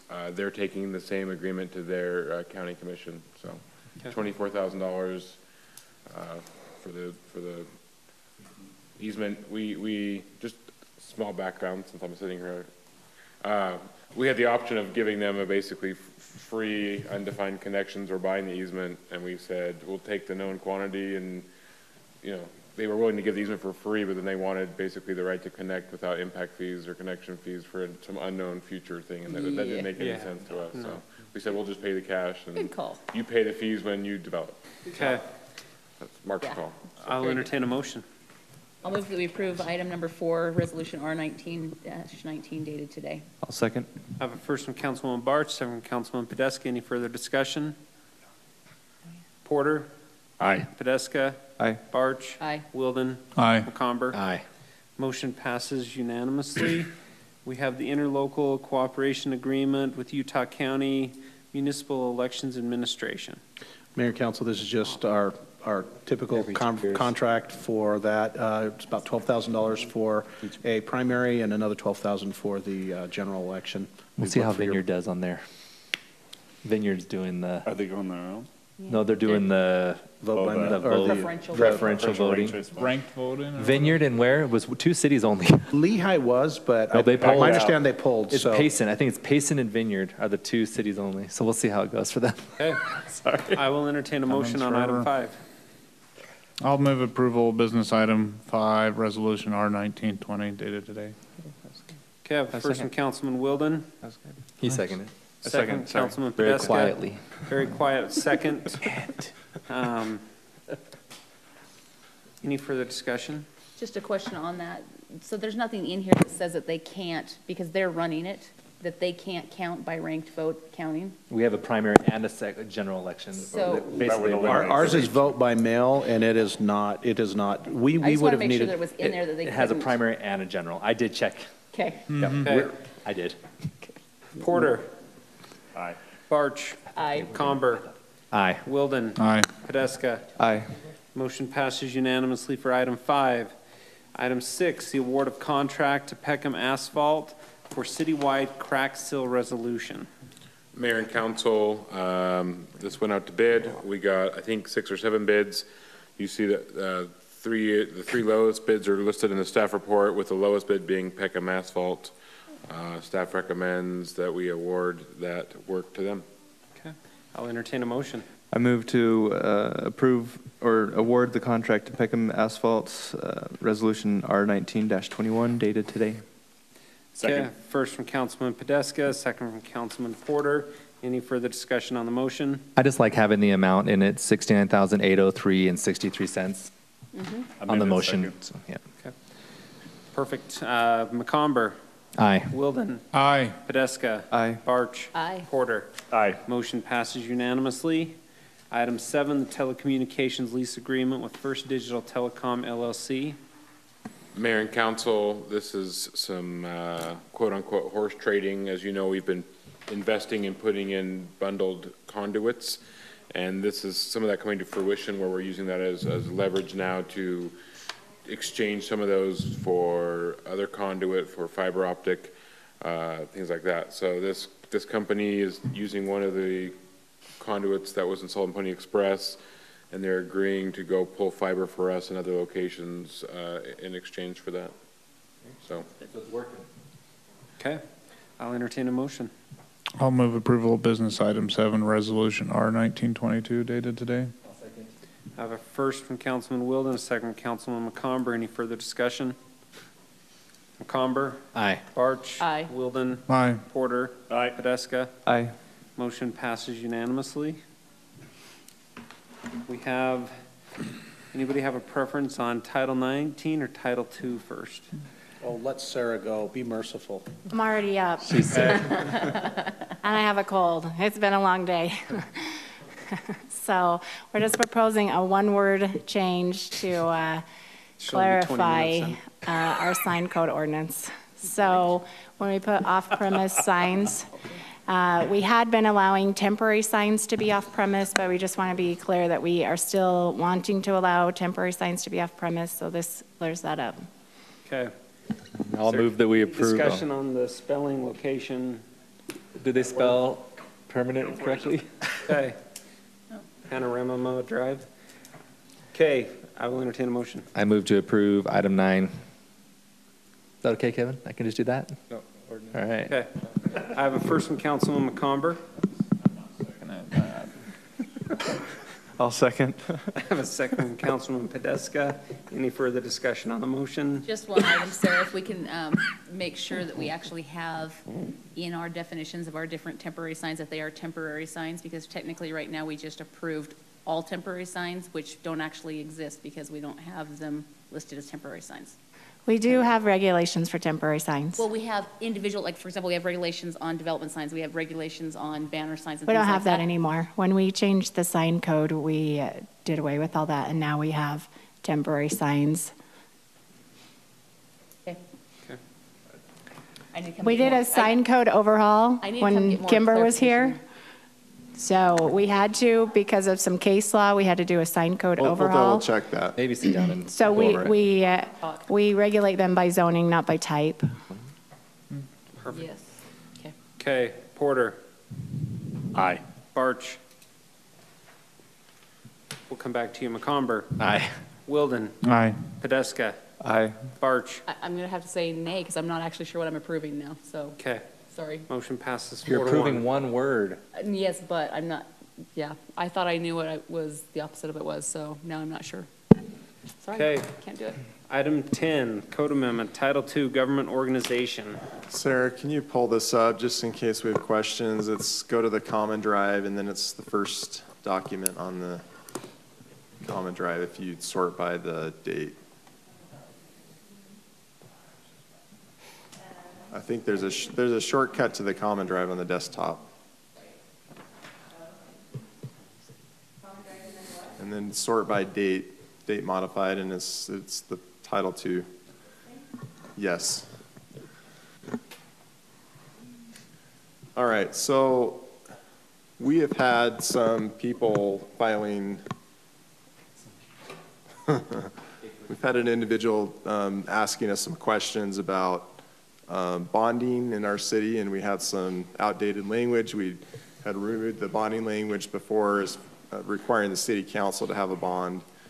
So we're recommending to remove that. That's in Title II. We also took the opportunity to clean up some things.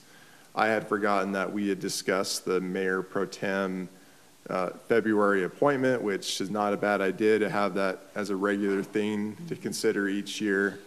It is a little bit of housekeeping, but I think staff can handle that.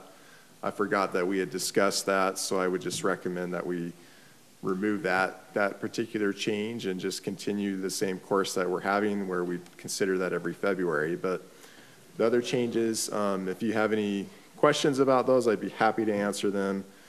I would say the large majority of them are really just to come into compliance with the Fiscal Procedures Act, the Municipal Code, as well as the Election Code. And so we had some language that needed to be reconciled. But do you have any other questions? Would you like me to go through those each section by section?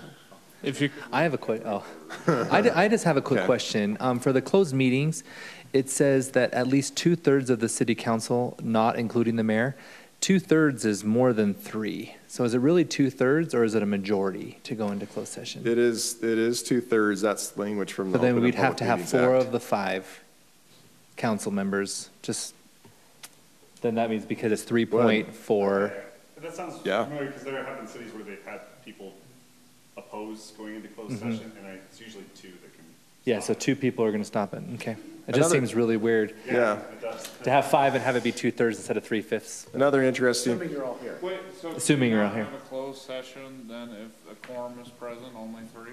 If 3 are here, you cannot go into closed session. No, it's at 2/3 of the city council present. Oh, present. Oh. Okay. So in that case, you only need 2. Stephen thought he found a loophole. So then you don't, but one person would be able to stop it at that point. And I don't count. Another thing too to count on that vote, yeah. Another interesting thing how the statute's worded is you can have a quorum, which would be 3, maybe plus the mayor, 3 plus the mayor, and you'd have to have everyone vote in favor of an item because you have to have at least 3 votes to pass an item. It's not like a majority of the quorum. That's another interesting thing. Yeah, when I saw that, the math just didn't make sense to me. So, but we know anyway, that just Stephen is some not nuances. quite a full person, so maybe it would have worked. But you're 0.3 of a person, right? I thought that was 2. Okay, I will entertain a motion. I have a motion. I don't have a mic. All right. I move that we approve item 10 as listed on the agenda, removing the language around in the section regarding Mayor Pro Tem. Okay. Per the attorney's request. I'll second. I have a first from Councilman Porter, second from Councilman Podeska. Any further discussion? Wilden? Aye. McComber? Aye. Barch? Aye. Podeska? Aye. Porter? Aye. Motion passes unanimously. For item 10, we have the minutes from March 5th and March 19th. I move that we approve the minutes from March 5th and March 19th, 2019, with all changes that have been posted and submitted. I have a first from Councilman Porter, Fine, I'll second. a second from You've had a lot of Councilman Nobody wants to Podeska. approve the minutes. We're making him second a lot today. That's good. Any further discussion?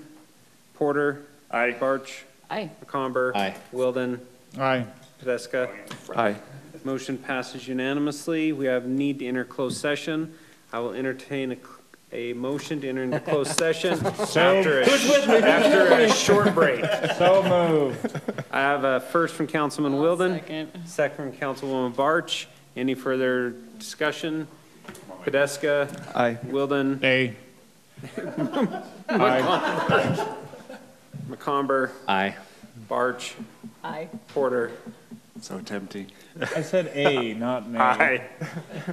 So, That's 100%. okay, 100%. I said A. Like, Okay, maybe thank you. A.